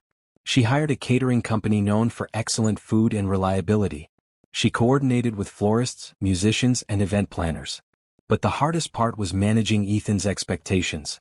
He'd been attending this gala for years, had opinions about everything, and kept sending her texts with additional ideas. We should have interactive tech displays this year. Show what the foundation is funding. The wine selection needs to be impressive. We're asking people to donate serious money. Make sure the speeches don't run long. Last year went 90 minutes. Keep it to 45 max. Brielle handled each request calmly, integrating his vision while maintaining her own organizational strategy. She created timelines, checklists, and backup plans for every possible disaster. She personally vetted every vendor, checked every detail, anticipated every need. 3 weeks before the event, Ethan stopped by her desk with an unexpected question. Have you thought about what you're wearing to the gala? I haven't thought about attending the gala, Brielle admitted. I assumed I'd be working it, not attending as a guest. You're doing both. You need to be there to manage everything, but you're also coming as my plus one. He said it casually, but Brielle's heart jumped. As your plus one? All the executives bring someone. It would look strange if I came alone. Plus, I'll need someone there I can actually have intelligent conversations with. Ethan handed her the company credit card. Get something appropriate for a formal event. And don't argue about it being necessary. After he returned to his office, Brielle stared at the card. A formal gown. To attend the gala as Ethan's plus one. This felt significant in ways she was afraid to examine. The following weekend, she went dress shopping with Tanya, who'd come home for a visit before leaving for MIT in the fall. They visited boutiques downtown, looking at formal gowns in every color and style. What about this one? Tanya held up a red dress with a daring neckline. Too bold. Brielle moved to another rack, running her fingers over fabrics. I need something professional but elegant. Something that won't make me stand out for the wrong reasons. You're attending a charity gala with a billionaire CEO as his date. You're going to stand out no matter what. It's not a date. It's a work event. Tanya rolled her eyes. Keep telling yourself that, sis. Brielle found it eventually, a floor-length gown in deep blue. The color was rich, sophisticated. The cut was elegant, fitted through the bodice and flowing from the waist. It had cap sleeves and a modest neckline, striking the perfect balance between formal and professional. "That's the one," Tanya said immediately. "You look beautiful." Brielle studied herself in the mirror. The dress transformed her, made her look like she belonged at high society events. Like she was more than just an assistant playing dress-up. "You think Ethan will approve?" "I think Ethan will have trouble remembering to breathe." Tanya grinned. "Seriously, Brie. You look amazing." The gala arrived faster than Brielle expected. She spent the day at the venue, supervising setup, fixing last-minute issues, ensuring every detail matched her vision. By 5 o'clock, when guests would start arriving, everything was perfect. The mansion glowed with elegant lighting. The gardens were decorated with string lights and floral arrangements. The ballroom had round tables draped in cream linens, each with a centerpiece of white roses and candles. The silent auction displayed impressive items. Vacation packages, artwork, tech gadgets, experiences money couldn't easily buy. Brielle changed into her blue gown in the venue's preparation room, her hands trembling slightly with nerves. This was the biggest event she'd ever managed. Everything had to go perfectly. Hannah found her at 6, smiling warmly. "The space looks incredible. You did an amazing job." "Thank you." "How many guests have arrived?" "About 50 so far. More streaming in." "Ethan is in the garden greeting early arrivals. He asked me to tell you to join him when you're ready." Brielle took a deep breath, smoothed her dress and made her way to the garden. The cocktail hour was in full swing, guests mingling with champagne glasses, the string quartet playing softly. She spotted Ethan immediately talking with a group of investors. He wore a perfectly tailored black tuxedo that made him look even more handsome than usual. He glanced up as she approached and his expression changed. His eyes widened slightly, his conversation faltering mid-sentence. He recovered quickly, excusing himself from the group and walking toward her. "Brielle. You look..." He seemed to search for the right word. "Beautiful. That dress is perfect." "Thank you. Everything is running on schedule. The caterers confirmed they're ready. The auction is set up. The tech displays are functioning. Speeches are planned for 7:30. I wasn't asking for a status update." Ethan's voice was soft. "I was complimenting you. Can you accept that without turning it into work?" Brielle felt heat rise to her cheeks. "Sorry? I'm nervous about tonight going well." "It's already going well. Look around. People are enjoying themselves, the space is beautiful, and you made it all happen." He offered his arm. "Come on. Let me introduce you to some people." The next hour was a blur of introductions. Investors, tech CEOs, foundation board members, society figures. Ethan introduced her each time not as his assistant but as Brielle Thompson, who organized this exceptional event. People were impressed, complimentary, asking about her background. A woman in an expensive dress approached them, her expression sharp. "Ethan. It's been a while." "Veronica." Ethan's tone cooled noticeably. "I didn't realize you'd be attending." "I came with the Caldwell Group. They're considering an investment." Veronica's gaze slid to Brielle, assessing. "And who is this?" "This is Brielle Thompson, my executive assistant and the event organizer." "How lovely." Veronica's smile didn't reach her eyes. "Ethan and I dated for 2 years. I'm sure he's mentioned me." "He hasn't," Brielle said pleasantly. "It's nice to meet you." Veronica's smile tightened. "Ethan, we should talk. Catch up properly. It's been months since you returned my calls." "I've been busy." Ethan's hand found the small of Brielle's back, a protective gesture. "If you'll excuse us, we need to check on the auction setup." They moved away and Brielle could feel Veronica's eyes following them. "Old girlfriend?" "Ex-fiancée actually. It ended badly." Ethan's jaw was tight. "She's the daughter of a major investor. The relationship was more about business connections than genuine feelings. When I realized that, I ended it. She hasn't quite accepted the breakup." "That must be complicated." "It was. It is." He looked down at her, his expression softening. "But some complications are worth it." The dinner service went flawlessly. The food was excellent, the wine selection appropriate, the atmosphere warm and convivial. During dessert, Ethan gave a speech about the foundation's mission, keeping it to exactly 30 minutes as Brielle had requested. The attendees responded with generous donations, the total climbing past $2 million. After dinner, the dancing began. Brielle was coordinating with the musicians when Ethan found her. "Dance with me. I should manage the event. You should enjoy the event you worked so hard to create." He held out his hand. "One dance." Please. Brielle let him lead her to the dance floor. His hand settled at her waist, hers on his shoulder, their other hands clasped together. They moved in time to the music, a slow waltz that felt intimate and public simultaneously. Thank you for tonight, Ethan said quietly. This event is the best we've ever had. You exceeded every expectation. I had a good teacher in Ruth. And a supportive boss who gave me resources to succeed. Stop deflecting compliments. You're allowed to accept praise, Brielle. She smiled. I'm working on it. They danced in silence for a moment, aware of eyes watching them. Board members, investors, colleagues. Everyone noting that Ethan Morrison was dancing with his assistant, holding her closer than strictly professional. People are talking, Brielle murmured. Let them talk. It could cause problems for you. Questions about favoritism, inappropriate relationships. You were hired on merit. You've earned every promotion and opportunity through excellent work.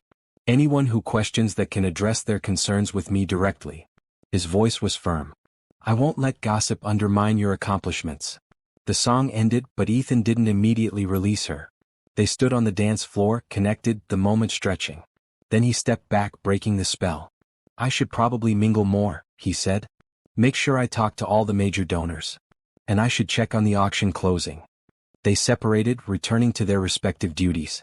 But Brielle could still feel the warmth of his hand at her waist, still remember the way he'd looked at her. Like she was more than just an assistant. Like she mattered in ways that had nothing to do with work. The evening ended around midnight. Guests departed, vendors packed up, the venue returned to its normal state. Brielle supervised the cleanup, exhausted but satisfied. The event had been a complete success. Ethan found her in the empty ballroom, checking that nothing had been forgotten. Go home. You've been here since 7 this morning. Just making sure everything is finalized. It is. You're done. You did an incredible job. He moved closer.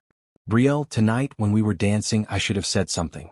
There are things I've been trying not to say but they're getting harder to keep inside. Brielle's heart hammered. Ethan, we can't. I know. I know all the reasons why this is complicated. Why we should maintain professional boundaries.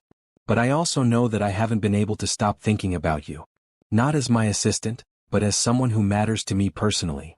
You matter to me too, Brielle admitted, her voice barely a whisper. But I'm terrified of what that means. You're my boss. This job changed my life. If something goes wrong between us, I lose everything. What if nothing goes wrong? Ethan's hand reached for hers, their fingers intertwining. What if this is worth the risk? Before Brielle could respond, footsteps echoed in the ballroom. Hannah appeared, looking apologetic. Sorry to interrupt, but Ethan, the Caldwell Group wants to talk to you before they leave. They're considering doubling their investment if you have a few minutes. The moment shattered. Ethan released Brielle's hand, his expression shifting back to professional. Tell them I'll be right there. After Hannah left, he looked at Brielle with regret. We need to finish this conversation. But not tonight, not here. When? Soon. I promise. He touched her face briefly, a gentle gesture full of unspoken feelings. Get home safely, Brielle. We'll talk. Then he was gone, and Brielle was alone in the empty ballroom, her emotions in complete chaos. They'd almost crossed a line. Almost acknowledged what had been growing between them for months. And she had no idea if that was the best thing that could happen or the worst. The Monday after the gala, Brielle arrived at the office to find an envelope on her desk. Inside was a formal letter from the board requesting her attendance at a meeting that afternoon. No explanation. Just a summons. Her stomach dropped. This couldn't be good. Ethan emerged from his office, seeing the letter in her hand. His expression darkened. They sent that to you? They should have come to me first. What do they want? To question your qualifications and our working relationship. Some board members have concerns about optics. His voice was tight with anger. I'll handle this. You don't have to attend. If this is about me, I should be there to defend myself. Brielle? I'm not hiding. If they have questions, I'll answer them. She met his eyes firmly. I've done nothing wrong. Neither have you. We work together, that's all. That's not all, and we both know it. The admission hung between them. Not all. More than colleagues. Less than lovers. Trapped in the complicated space between professional and personal. The board meeting was scheduled for 3. Brielle spent the morning reviewing her performance metrics, documenting every accomplishment, every project successfully completed. If they wanted to question her qualifications, she'd come prepared with evidence. At 2:45, Ethan stopped by her desk. Ready? As ready as I can be. They walked to the conference room together. The board consisted of 7 members, 3 investors, 2 tech industry veterans, 1 academic and 1 community representative. All powerful, successful people who expected answers. Theodore Caldwell, the lead investor, called the meeting to order. Thank you for joining us, Ms. Thompson. We have some concerns we'd like to address regarding your role in the company and your relationship with Mr. Morrison. I'm happy to answer any questions, Brielle said, keeping her voice steady. You were hired with minimal corporate experience, Caldwell continued. Within 4 months, you've received significant salary increases and are attending major company events as Mr. Morrison's +1. Some board members feel this raises questions about favoritism and appropriate professional boundaries. My hiring was based on merit, Brielle replied. Mr. Morrison interviewed 5 candidates. I was offered a 1-month trial specifically because I had less experience. I was made permanent and given raises based on my performance, not favoritism. Another board member, a woman named Margaret Stevens, spoke up. Can you provide examples of accomplishments that justified these raises? Brielle pulled out her prepared documentation. In my first month, I identified and corrected a billing error that saved a 6-figure client account. I reformatted critical financial projections for the Seattle acquisition, work that would have otherwise delayed the deal. I've managed Mr. Morrison's complex schedule with 0 missed meetings or conflicts. I organized the charity gala, which raised over $2 million, a record for the event. I've taken on responsibilities typically handled by senior executives, including sitting in on strategy meetings and providing analysis on business decisions. None of that is disputed, Caldwell said. The concern is about appearance. You and Mr. Morrison have been seen together outside work. There are rumors of personal involvement. This company can't afford scandals or the appearance of impropriety. Mr. Morrison and I have never been involved romantically or inappropriately, Brielle said clearly. This was true technically. They'd never acted on the feelings between them. We work long hours, which sometimes extends into evening meetings. Any time spent together has been professional. The gala was a work event. I attended as his assistant, though yes, also as his +1 because executives typically bring someone to that event. Ethan spoke up, his voice cold. This board has never questioned any other executive about who they bring to company events.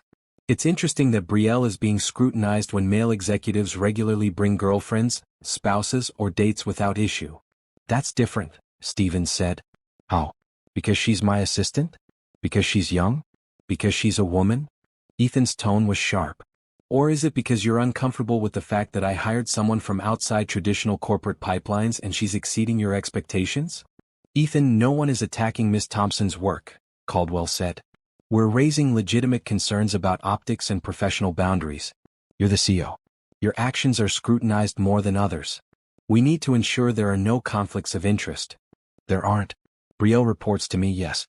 But her performance is evaluated quarterly by HR using objective metrics. Her raises have been based on that evaluation process, not my personal preference. If you review the documentation, you'll see that everything has been handled properly. The meeting continued for another painful hour. Questions about specific incidents, timeline of events, performance reviews. Brielle answered everything calmly, providing evidence, staying professional even as she wanted to scream at the unfairness. Finally, Caldwell called for a break. We'll discuss this in private and provide guidance. Thank you for your cooperation, Ms. Thompson. You may return to your desk. Outside the conference room, Brielle's hands were shaking. Ethan walked her to her desk, his expression furious. That was completely inappropriate. They had no right to question you like that. They have every right to protect the company. They were looking for scandal where none exists. He lowered his voice. This is my fault. I've been too obvious about caring about you. People noticed. Maybe that's because there's something to notice. Brielle met his eyes. They asked if we're romantically involved. I said no because we haven't been. But Ethan, we're not just colleagues either. We both know that. Then what are we? I don't know. But I think we need to figure it out before the board does it for us. Before Ethan could respond, his phone buzzed. He checked it and swore softly. Caldwell wants to talk to me privately. I'll be back. Brielle returned to her desk, trying to focus on work but failing. Her mind replayed the meeting, the questions, the implications. If the board thought their relationship was inappropriate, they could force changes. They could require Ethan to fire her or transfer her to another department. They could make working together impossible. An hour later, Ethan returned, his expression grim. The board has issued guidance. They're not requiring any immediate changes, but they've suggested it would be in the company's best interest if we maintained more obvious professional distance. No more attending events together unless other executives are present. No more working late alone in the office. More oversight of your performance reviews. They're trying to control how we interact. They're trying to prevent a lawsuit or scandal. From their perspective, they're protecting the company. Ethan sat at her desk, looking exhausted. I'm sorry, Brielle. I never wanted to put you in this position. You didn't? I chose to work here. I chose to accept your help and guidance. And I chose. She stopped, unsure how to finish that sentence. Chose what? To care about you. As more than just a boss. There. She'd said it out loud. No more pretending. Ethan closed his eyes briefly. I care about you too. More than I should. More than is wise given our positions. But Brielle, if we pursue this, if we make it real, we're risking everything. Your job, your reputation, my company. The board could force me to choose between you and Morrison Technologies. Would you choose the company? The question hung in the air.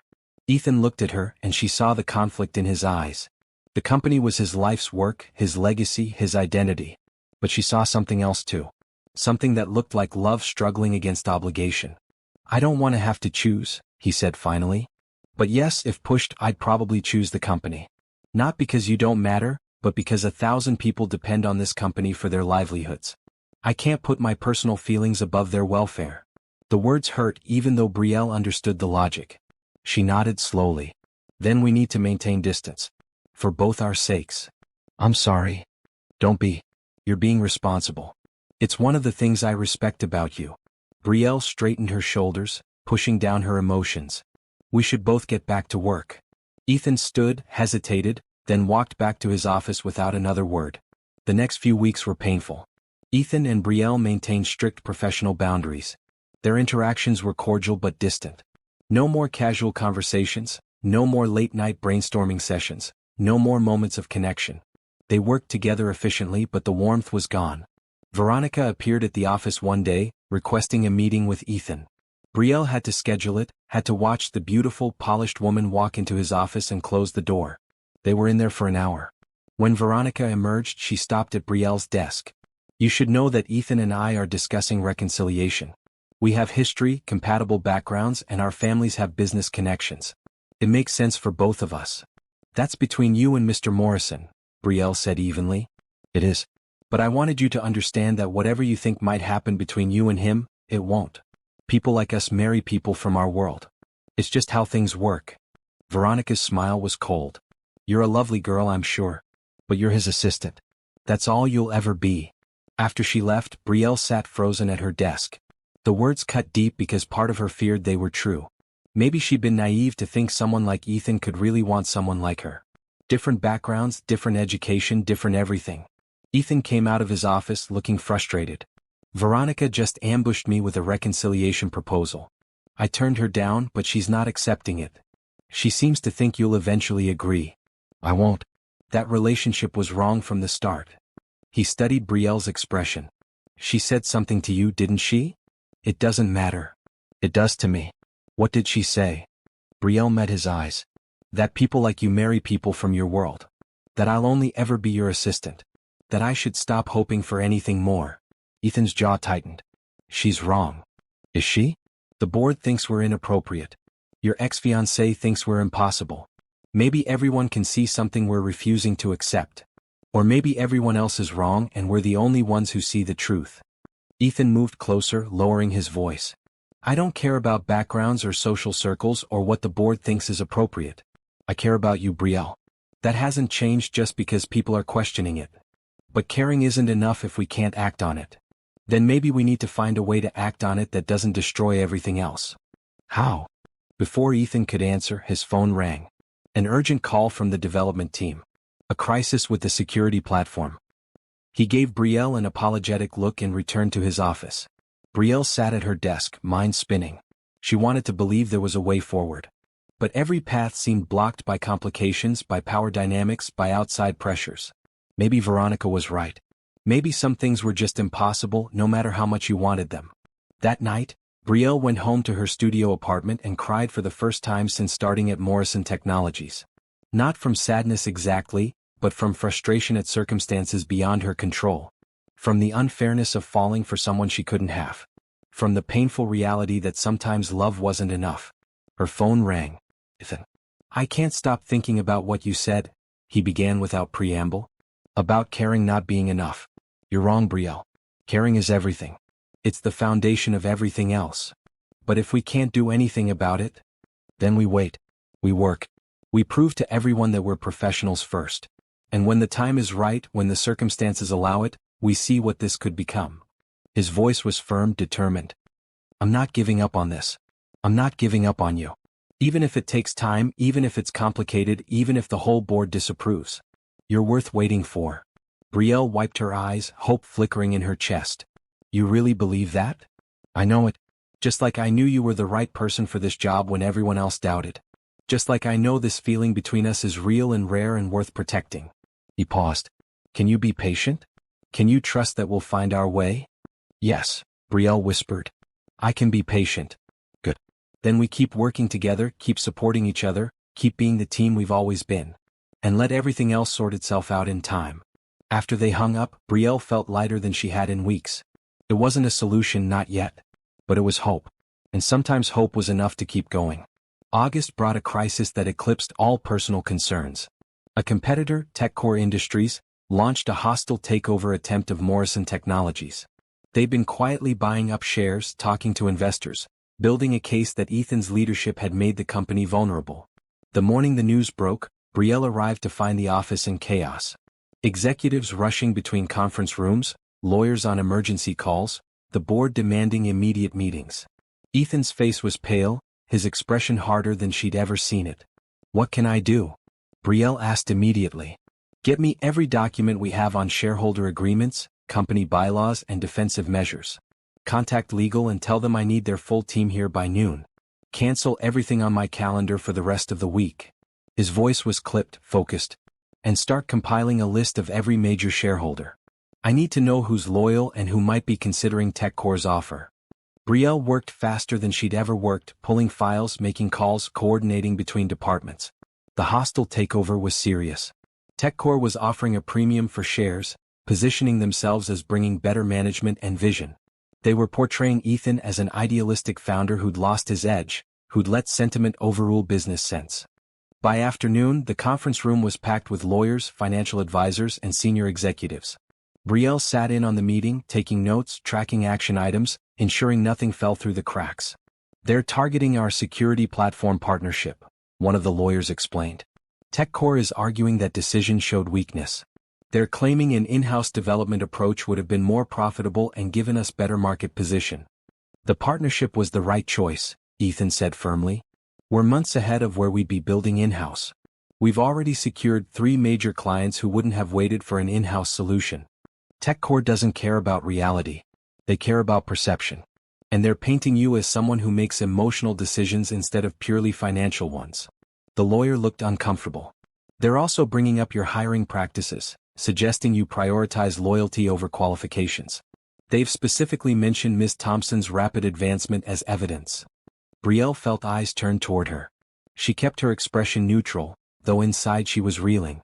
They were using her as ammunition against Ethan. "Brielle's advancement has been entirely merit-based," Ethan said coldly. "Her performance reviews are documented. Her contributions to this company are significant. Anyone suggesting otherwise is deliberately misrepresenting facts. We know that. But TechCore is creating a narrative about favoritism and poor judgment. They're trying to make shareholders doubt your decision-making." The meeting continued for hours, developing a defensive strategy. They'd reach out to loyal shareholders, counter TechCore's claims with hard data, demonstrate Morrison Technologies' strong performance under Ethan's leadership. It was going to be a fight. That evening, long after everyone else had gone home, Brielle was still at her desk compiling shareholder data. Ethan emerged from his office looking exhausted. "You should go home. It's almost midnight. So should you. When was the last time you ate?" "I don't remember." He sat at her desk, rubbing his eyes. "This is bad, Brielle. Really bad. If TechCore succeeds, they'll get this company. Fire half the workforce, strip out the culture, turn it into just another profit machine. Everything I've built will be destroyed. Then we don't let them succeed. We might not have a choice. They've already secured 20% of shares. If they get to 35%, they can force a board vote. And some of our current board members might be tempted by their offer. Brielle studied him, seeing the fear and anger beneath his calm exterior. This company was his life, his identity, his purpose. Losing it would break him. Tell me what to do, she said. How do I help fight this? Ethan looked at her, and something shifted in his expression. Gratitude. Trust. Something deeper. You're already helping. More than you know. Having someone I can rely on completely, someone I trust without question, that's keeping me sane right now. You can always rely on me. No matter what. I know. He reached across the desk, taking her hand. I'm sorry this is affecting you too. The accusations about favoritism, using your name to attack me. It's not fair to you. I don't care about that. I care about saving this company. About protecting what you've built. Brielle squeezed his hand. We'll find a way through this. Together. They sat in the quiet office, hands linked, drawing strength from each other. Outside, the city lights glittered. Inside, two people faced an uncertain future with nothing but determination and the beginning of something that might be love. The next morning, Brielle was reviewing financial documents when she noticed something odd. TechCore's takeover bid was being funded partially through a venture capital firm, Richmond Capital. She'd seen that name before recently. Where? She dug through recent correspondence and found it. Richmond Capital had sent a proposal 3 weeks ago about investing in Morrison Technologies' security platform. Ethan had politely declined because they already had adequate funding. Brielle pulled up Richmond Capital's website and started researching. The firm was run by 3 partners, one of whom was Theodore Caldwell's nephew. Caldwell, the board member who'd questioned her relationship with Ethan. Her heart pounded. Was there a connection? Was Caldwell involved in the takeover attempt? She spent the next 2 hours following the money trail. Richmond Capital had invested in TechCore 6 months ago. Shortly after, TechCore began quietly acquiring Morrison Technologies shares. The timing was suspicious. Brielle compiled everything she'd found. The investment timeline, the family connection to Caldwell, the decline proposal, the timing of the takeover bid. Then she walked into Ethan's office. I found something. It might be important. She showed him her research. Ethan's expression darkened as he read. Caldwell's nephew is funding the takeover. It looks like it. They approached us 3 weeks ago wanting to invest. You declined. Then suddenly TechCore launches a hostile bid using Richmond Capital money. This wasn't just about business opportunity. This was personal. Ethan stood pacing. Caldwell has been critical of my leadership for months. He's one of the board members who raised concerns about you. What if this is his way of forcing me out? Can we prove he's involved? We can show the connections. That might be enough to raise questions with other board members. Ethan looked at her with admiration. How did you find this? I remember things. Details. When I saw Richmond Capital's name in the TechCore funding disclosure, it triggered a memory of their proposal. I followed the thread. Brielle shrugged. It's what you hired me to do. Pay attention to details. You just might have saved this company. Ethan pulled out his phone. I need to call our lawyers. This changes everything. The next board meeting was tense. Ethan presented Brielle's findings, laying out the connections between Caldwell, Richmond Capital, and TechCore. Caldwell denied direct involvement, claimed the family connection was coincidental, insisted he had no knowledge of his nephew's investment strategies. But the other board members weren't convinced. The timing was too convenient, the connections too close. Margaret Stevens, who'd been one of Caldwell's allies, spoke up. If there's even a possibility of conflict of interest, Theodore, you need to recuse yourself from any decisions about the takeover. This is ridiculous, Caldwell protested. I'm being accused based on circumstantial connections. No one is accusing you, Stevens said firmly. But the appearance of impropriety is enough to warrant your recusal. We can't afford the liability if these connections are later proven problematic. The board voted 5-2 to require Caldwell's recusal from all takeover-related decisions. It was a significant victory. Without Caldwell's influence, the remaining board members were more likely to support Ethan. Over the next week, the fight intensified. Ethan reached out to every major shareholder personally, explaining the company's vision and performance. He countered TechCore's claims with hard data. Revenue growth, successful product launches, employee satisfaction scores, client retention rates. He positioned Morrison Technologies not as a company with weak leadership but as one with strong values and sustainable growth. Brielle worked alongside him every step of the way. She coordinated meetings, prepared presentations, researched TechCore's own vulnerabilities. She barely slept, living on coffee and determination, driven by the need to protect what Ethan had built. 10 days into the crisis, Brielle was searching through old correspondence when she found something else. An email from 2 years ago when TechCore had tried to poach one of Morrison Technologies' top developers. The developer had declined, citing better working conditions and leadership at Morrison Technologies. The developer had then copied Ethan on an angry response from TechCore's CEO, essentially threatening to destroy Morrison Technologies if they kept stealing top talent. "Look at this," Brielle showed Ethan the email. "TechCore has wanted to hurt you for years. This isn't about business opportunity. It's revenge." Ethan read the email, his expression thoughtful. "We can use this.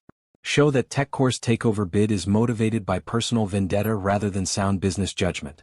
Shareholders won't want to sell to a company driven by ego." They added the evidence to their defensive presentation. The board reviewed everything: Caldwell's connections, TechCore's history of animosity, Morrison Technologies' strong performance metrics. When the final vote came, it was unanimous. The board rejected TechCore's takeover attempt and implemented defensive measures to prevent future hostile bids. The crisis was over. Morrison Technologies was safe.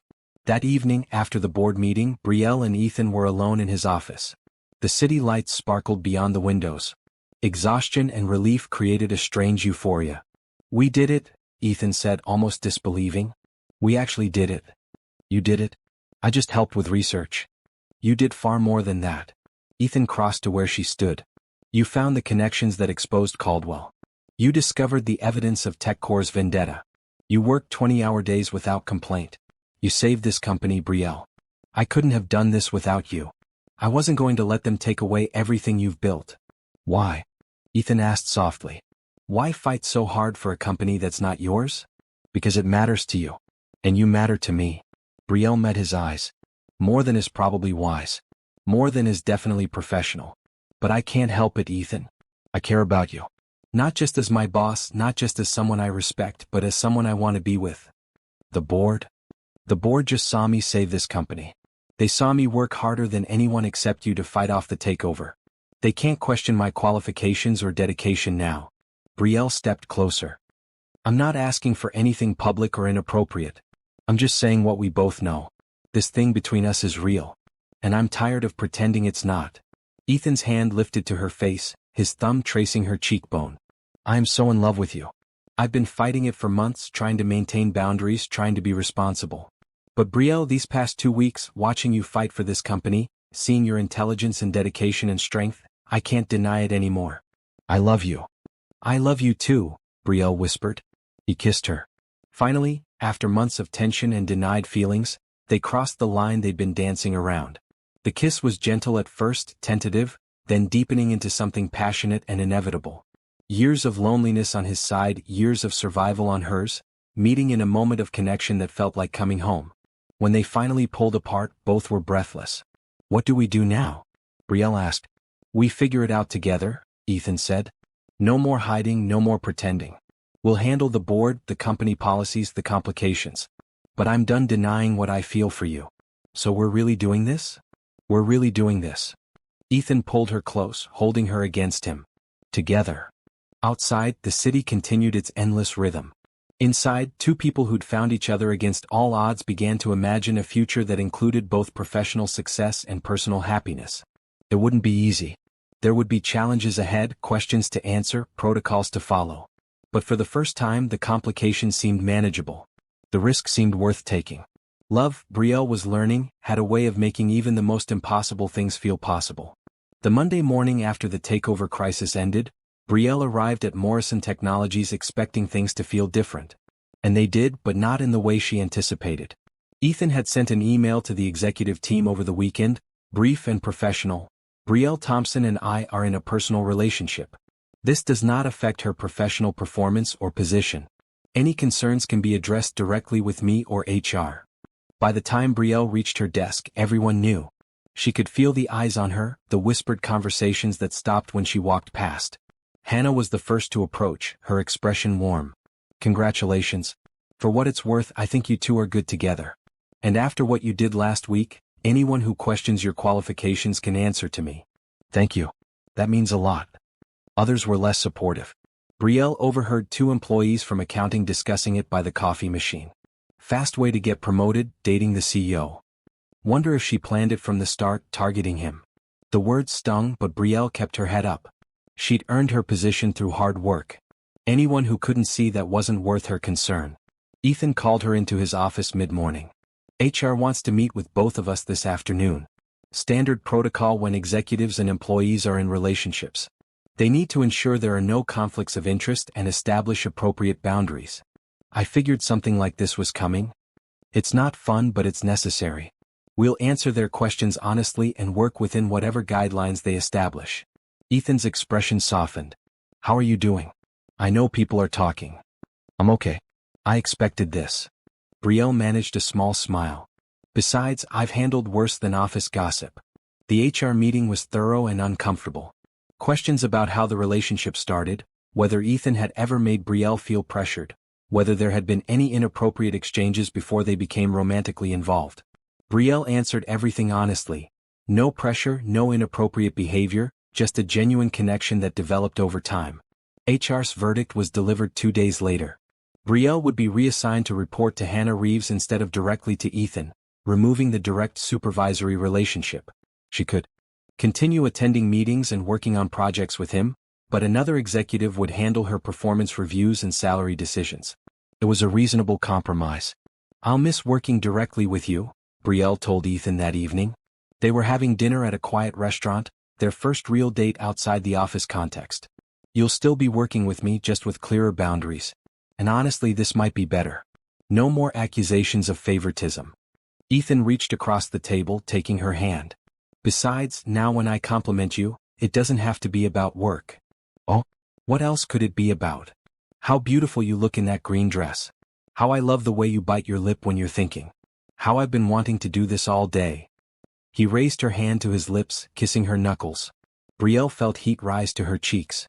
This was different from their professional interactions. More personal, more intimate. She was dating Ethan Morrison, and it felt surreal and wonderful and slightly terrifying all at once. Over the next few weeks they found their rhythm. Professionally, Brielle excelled under Hannah's supervision, taking on more strategic projects.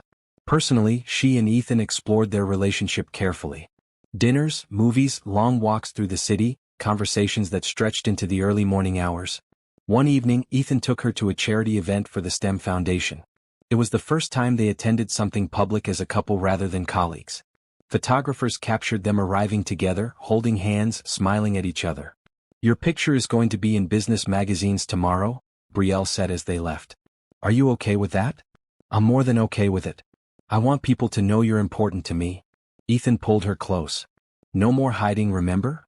The photos did appear in business publications, accompanied by articles about Morrison Technology's recent successful defense against the takeover and speculation about the CEO's new relationship.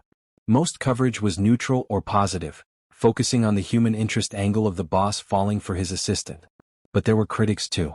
Social media comments questioning Brielle's intentions, suggesting she'd used her position for personal gain, making crude jokes about corporate relationships.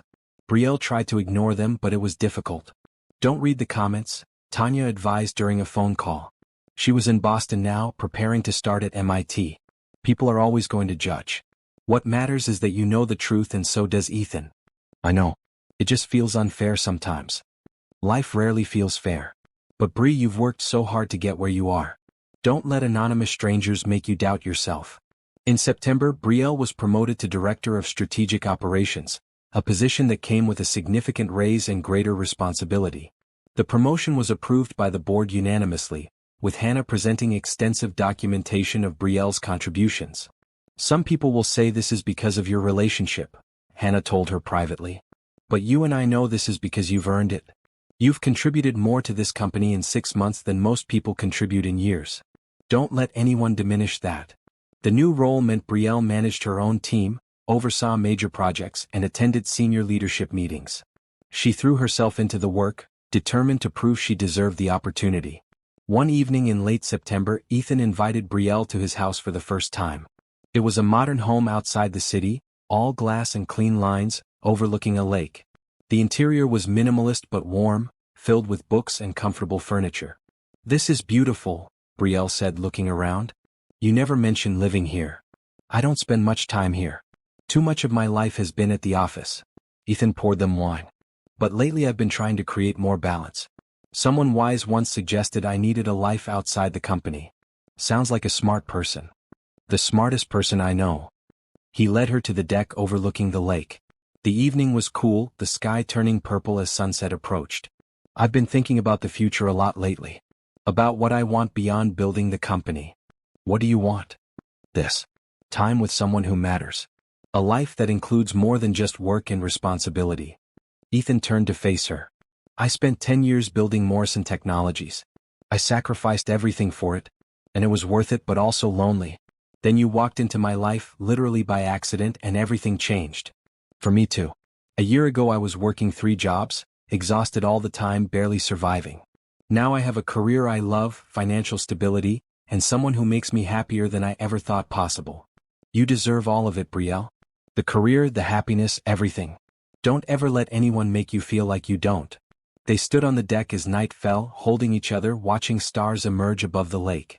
It was peaceful, perfect, the kind of moment that felt stolen from time. "Move in with me," Ethan said suddenly. "Not right away, I know it's fast. But eventually. I want to come home to you. I want to wake up next to you.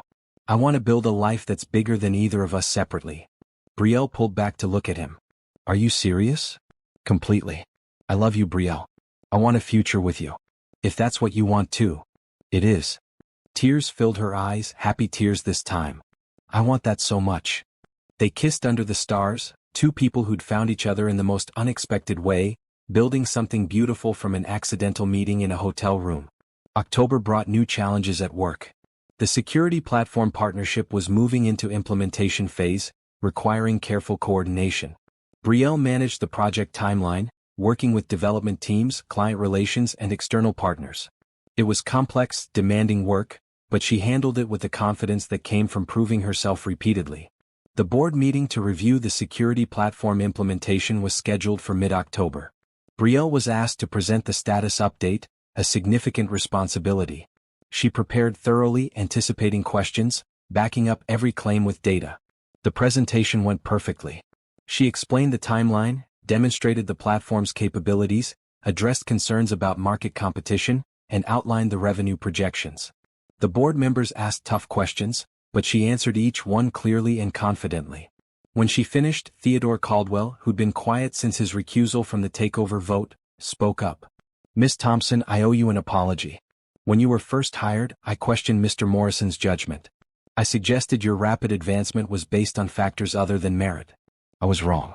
Your presentation today, your work on defending this company against the takeover, and your management of this implementation demonstrate exceptional capability. I apologize for my earlier skepticism." "Thank you, Mr. Caldwell. I appreciate that." Brielle kept her voice professional, gracious. After the meeting, several board members congratulated her on the presentation. Margaret Stevens pulled her aside. "You've proven every doubter wrong, including me. Well done." That evening, Brielle and Ethan celebrated at their favorite restaurant. "You were incredible today," Ethan said, raising his glass. The board was thoroughly impressed. Caldwell's apology surprised me. He's not a bad person, just protective of the company. Once you demonstrated your competence beyond any doubt, he had the grace to acknowledge it. Ethan smiled. "Though I never doubted you for a second. You took a big risk hiring me. Best risk I ever took." He reached across the table, taking her hand. "In business and in life." November arrived with cooler weather and the approach of the holidays. Brielle had moved into Ethan's house, transforming it from a place he occasionally slept into a real home. She added color, warmth, life. He added stability, partnership, love. One Sunday morning they were cooking breakfast together when Ethan's phone rang. He checked the caller ID and smiled. "It's my parents. I should take this." Brielle busied herself with the eggs while listening to his side of the conversation. "Yes, everything is great. The company is doing well. Actually, there's someone I'd like you to meet. Her name is Brielle." "No, it's serious. Thanksgiving? Let me ask her." He covered the phone. "My parents want us to come for Thanksgiving. Meet the family officially. Are you ready for that?" "Nervous but ready." Ethan returned to the call. We'll be there. I'll tell her. Love you too. He hung up, grinning. My mom is already planning an elaborate meal. Fair warning, my family is loud and intrusive and will ask you a million questions. Sounds perfect. As December approached, Brielle reflected on how much her life had changed in 1 year. Last December she'd been exhausted, broke, desperate. This December she had a career she loved, financial security, a man who loved her, and genuine happiness. The holiday party at Morrison Technologies was festive and warm. Employees mingled, shared food, celebrated the year's successes. Brielle stood with Hannah and several other executives, comfortable in this world that had once seemed so foreign. Ethan found her mid-party, pulling her aside to a quiet corner. Can I steal you for a moment? Always. He led her to his office, which had a view of the city lights below. I wanted to give you something private, away from everyone else. He pulled out a small box. Brielle's heart raced. Ethan. This isn't what you think. Not yet, anyway. He opened the box to reveal a delicate necklace with a small pendant. This was my grandmother's. She was a smart, determined woman who built her own business when women didn't do that. She would have loved you. I want you to have this as a symbol of everything you've accomplished. Everything you are. Tears filled Brielle's eyes as he fastened the necklace around her neck. It's beautiful. Thank you. You're beautiful. Inside and out. Ethan cupped her face gently. I know this year has been complicated, with people questioning us, criticizing, making assumptions. But Brielle, you've handled everything with grace and strength. You've proven yourself beyond any doubt. I'm so proud of you. I couldn't have done any of this without you taking a chance on me. We took chances on each other. And look what we built together. They kissed, gentle and sweet, in the office where they'd spent so many hours working side by side. Outside, the party continued. Below, the city sparkled with holiday lights. And in that moment, Brielle felt complete. 1 year ago she'd walked into the wrong hotel room by mistake. That accident had led her here, to success and love and a future she'd never dared dream possible. Sometimes the best things in life came from unexpected mistakes. From wrong turns that became right paths. From saying yes to possibility instead of no to fear. 6 months later, spring had transformed the city into a canvas of blooming flowers and renewed energy. Morrison Technologies continued to thrive, the security platform exceeding all projections, the company culture stronger than ever. But the most significant changes were personal rather than professional. Brielle stood in the conference room, presenting the quarterly results to the board. Her presentation was polished, confident, her analysis sharp. She'd been director of strategic operations for 8 months now, managing a team of 15 people and overseeing projects worth millions of dollars. The platform has secured 23 major clients, she explained, clicking through slides. Revenue is 35% higher than projected. Client satisfaction scores are exceptional. We're positioned to become the industry leader in secure data management within 18 months. The board peppered her with questions, all of which she fielded competently. Theodore Caldwell nodded approvingly. Margaret Stevens smiled. Even the most skeptical members seemed impressed. After the meeting, Hannah cornered Brielle. The board is talking about promoting you to VP level. You'd be the youngest VP in company history. Are you serious? Completely. You've earned it, Brielle. Your projects consistently exceed expectations. Your team loves working with you. You're ready for more responsibility. Brielle walked back to her office, still processing. VP level. It seemed impossible, except it wasn't. She'd proven herself repeatedly. She belonged in these rooms, at these tables, making these decisions. Her office was on the same floor as Ethan's, though they maintained professional boundaries during work hours. She was reviewing project timelines when her phone buzzed with a text from him. Free for lunch? There's something I want to discuss. They met at a nearby cafe, a place they'd discovered months ago that served excellent sandwiches and offered quiet corners for private conversations. Ethan looked different today. Nervous, excited, something Brielle couldn't quite name. What did you want to discuss? She asked after they'd ordered. Our future. Where we're heading. Ethan took her hand across the table. We've been together almost a year now. Living together for 6 months. And Brielle, every day I wake up more certain that you're the person I want to spend my life with. Her heart hammered. Ethan. Wait, let me finish. He pulled out a small box, and this time Brielle knew exactly what it was. I know we've talked about taking things slow, about not rushing. But I'm 34 years old. I've built a successful company. I've achieved most of my professional goals. And none of it means as much as having you in my life. He opened the box, revealing a stunning ring with a blue stone surrounded by small diamonds. This isn't a traditional proposal. I know you value your independence, your career, your identity beyond just being someone's partner. So I'm not asking you to give up anything or change who you are. I'm asking you to build a future with me as equals, as partners in everything. Tears streamed down Brielle's face. Are you proposing? I'm asking you to marry me. To be my wife, my partner, my best friend, my favorite person. To continue building this life we've started together. Ethan's voice was steady, but his eyes showed vulnerability. What do you say? Yes. The word came out choked with emotion. Yes, of course, yes. I love you so much. He slipped the ring onto her finger and it fit perfectly. They kissed across the table, oblivious to the other cafe patrons, lost in their own moment of pure happiness. The stone is blue, Brielle noticed when they finally pulled apart. Like the dress I wore to the gala. I remembered. That night was when I knew for certain I was in love with you. I wanted the ring to commemorate that moment. Ethan smiled, looking younger and more carefree than she'd ever seen him. We don't have to set a date right away. We can take our time planning, do it right. I don't need a huge wedding. I just need you. We'll figure it out together. Like we do everything else. They finished lunch in a happy daze, making plans and dreaming about the future. When they returned to the office, they kept the news private for a few hours, wanting to savor it before sharing with the world. That evening they called their families. Brielle spoke to Tanya first, who screamed with joy so loudly that Ethan could hear it from across the room. I'm so happy for you, Bri. You deserve this. You deserve everything. Ethan's parents were equally thrilled, his mother immediately starting to plan the wedding even though no date had been set. We'll keep it small, Brielle assured her. Something intimate and meaningful. The next day at work, they told the executive team during a morning meeting. Hannah hugged Brielle tightly. About time. You two have been perfect together from the start, even when you were both too stubborn to admit it. The board was officially informed, with congratulations all around. There were no concerns this time about appropriateness or conflicts of interest. Brielle had proven herself beyond any doubt, and their relationship had demonstrated itself to be genuine and healthy. The following weeks brought changes.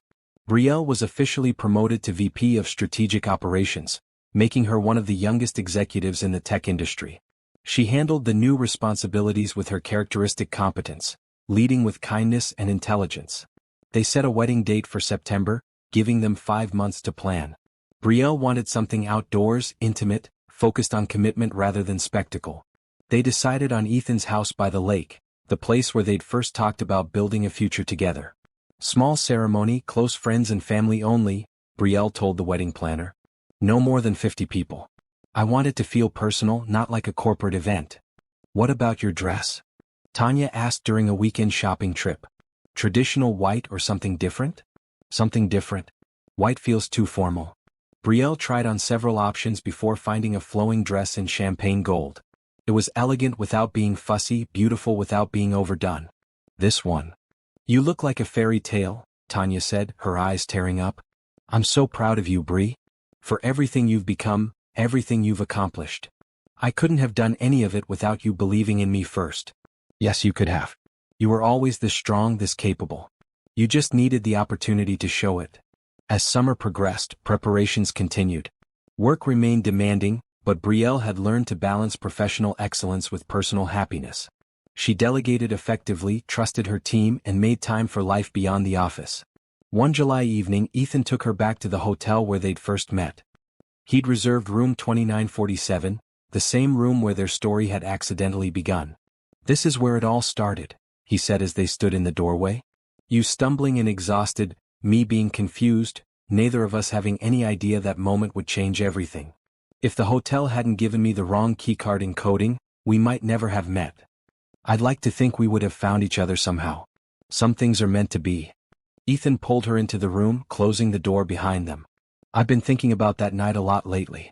How vulnerable you looked, how determined. You'd been working 12-hour shifts, barely surviving, but you were still fighting for a better future. That strength is what first drew me to you. I was so embarrassed. I wanted to disappear. I was intrigued. Even exhausted and flustered, there was something about you. Intelligence, resilience, grace under pressure. I couldn't stop thinking about you after you left. He smiled.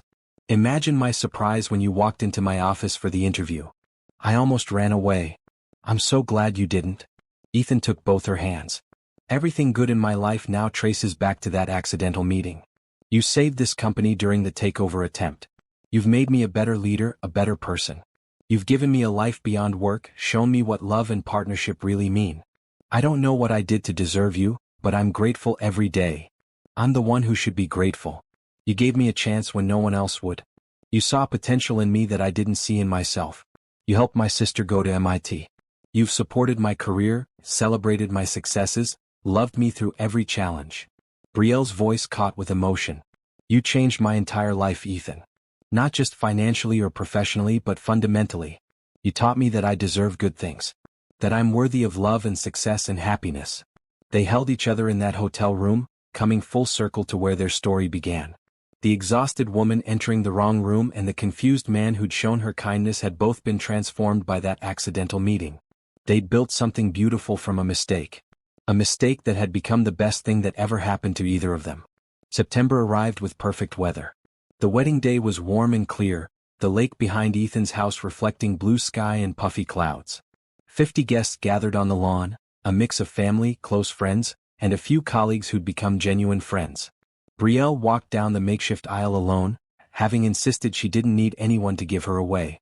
She'd walked herself through life for years. Today she walked toward her future on her own feet, by her own choice. Ethan stood at the end of the aisle, wearing a navy suit, his eyes bright with emotion. As Brielle approached, he mouthed "beautiful," and she smiled through happy tears. The ceremony was short and heartfelt. They'd written their own vows, speaking from the heart rather than reciting traditional promises. "Brielle," Ethan began, "a year and a half ago you walked into my hotel room by mistake. You were exhausted, embarrassed, trying so hard to keep everything together. I saw strength in you that day. Intelligence. Determination. I didn't know then that you'd become my partner, my best friend, my greatest love. You've challenged me, supported me, made me better in every way. You've shown me what real partnership looks like. I promise to honor your independence, celebrate your successes, support your dreams, and love you fiercely for the rest of my life." Brielle wiped tears from her face before beginning her own vows. "Ethan, you gave me hope when I had almost none left. You saw potential in me when everyone else saw just another struggling applicant. You believed in me before I believed in myself. You've supported my sister's education, encouraged my career growth, and loved me with patience and respect. You've never tried to change me or make me smaller to fit some expectation. You've celebrated who I am and helped me become even more. I promise to be your partner in everything. To challenge you when you need it, support you always, and love you with my whole heart forever." They exchanged rings, kissed as husband and wife, and walked back down the aisle together to applause and cheers from their loved ones. The reception was warm and joyful. Tanya gave a toast, talking about watching her sister work 3 jobs while still making time to help with homework. "Brielle taught me that love means sacrifice, but also that we deserve to be happy. She's the strongest person I know, and I'm honored to call her my sister. Ethan, you got incredibly lucky. Take care of her." "I will," Ethan promised. "Every day for the rest of our lives." Hannah gave the next toast, sharing stories about Brielle's early days at Morrison Technologies. "I watched her go from nervous assistant to confident director to remarkable VP. She's never once compromised her values or her kindness in pursuit of success. She's proof that you can be ambitious and caring, strong and compassionate. We're lucky to work with her." As evening fell, Brielle and Ethan had their first dance on the lawn under string lights. The song was soft and romantic, the moment perfect. "Happy?" Ethan asked, holding her close. "Beyond happy. This feels like a dream. It's real. We're real. This beautiful life we've built together is completely, wonderfully real." He spun her gently. "And it's only the beginning. We have so much ahead of us still." The party continued into the night, friends and family celebrating 2 people who'd found each other in the most unexpected way. When the last guests finally left, Brielle and Ethan stood on their deck overlooking the lake, just as they had on their first evening there together. "So," Brielle said, leaning against him, "we've survived hostile takeovers, board skepticism, public scrutiny and wedding planning. What's next? Whatever we want. We've proven we can handle anything together." Ethan kissed the top of her head. "What do you want, Mrs. Morrison?" "Everything. Career success, maybe kids someday, travel, adventures, building something meaningful together both personally and professionally." She turned to face him. "But mostly I just want to keep waking up next to you, facing whatever comes, knowing we're partners in everything." That sounds perfect to me. They stood together under the stars, two people who'd accidentally found each other and deliberately built a life worth living. The wrong hotel room had led to the right destiny. An embarrassing mistake had become the greatest blessing. And a poor woman who'd entered a billionaire's room by chance had become his equal, his partner, his love. It was a beginning, not an ending. A happy beginning to a future filled with possibility, challenge, success, and love. Together they were ready for all of it. The moon rose over the lake, casting silver light across the water. Inside the house, wedding gifts waited to be opened. Tomorrow they'd fly to Italy for their honeymoon. Next week they'd return to work and the demands of leadership. Next month they'd start looking for a new house with more space for the family they wanted to build. But tonight was just for them. Two people who'd bet on each other when the odds seemed impossible. Two people who'd proven that love, combined with respect and partnership, could overcome any obstacle. Two people who'd walked through fire and emerged stronger, happier, more complete. "I love you," Brielle said simply. "I love you too," Ethan replied. "Always have, always will." And under the stars, by the lake, in the house that had become their home, they began the next chapter of their story together.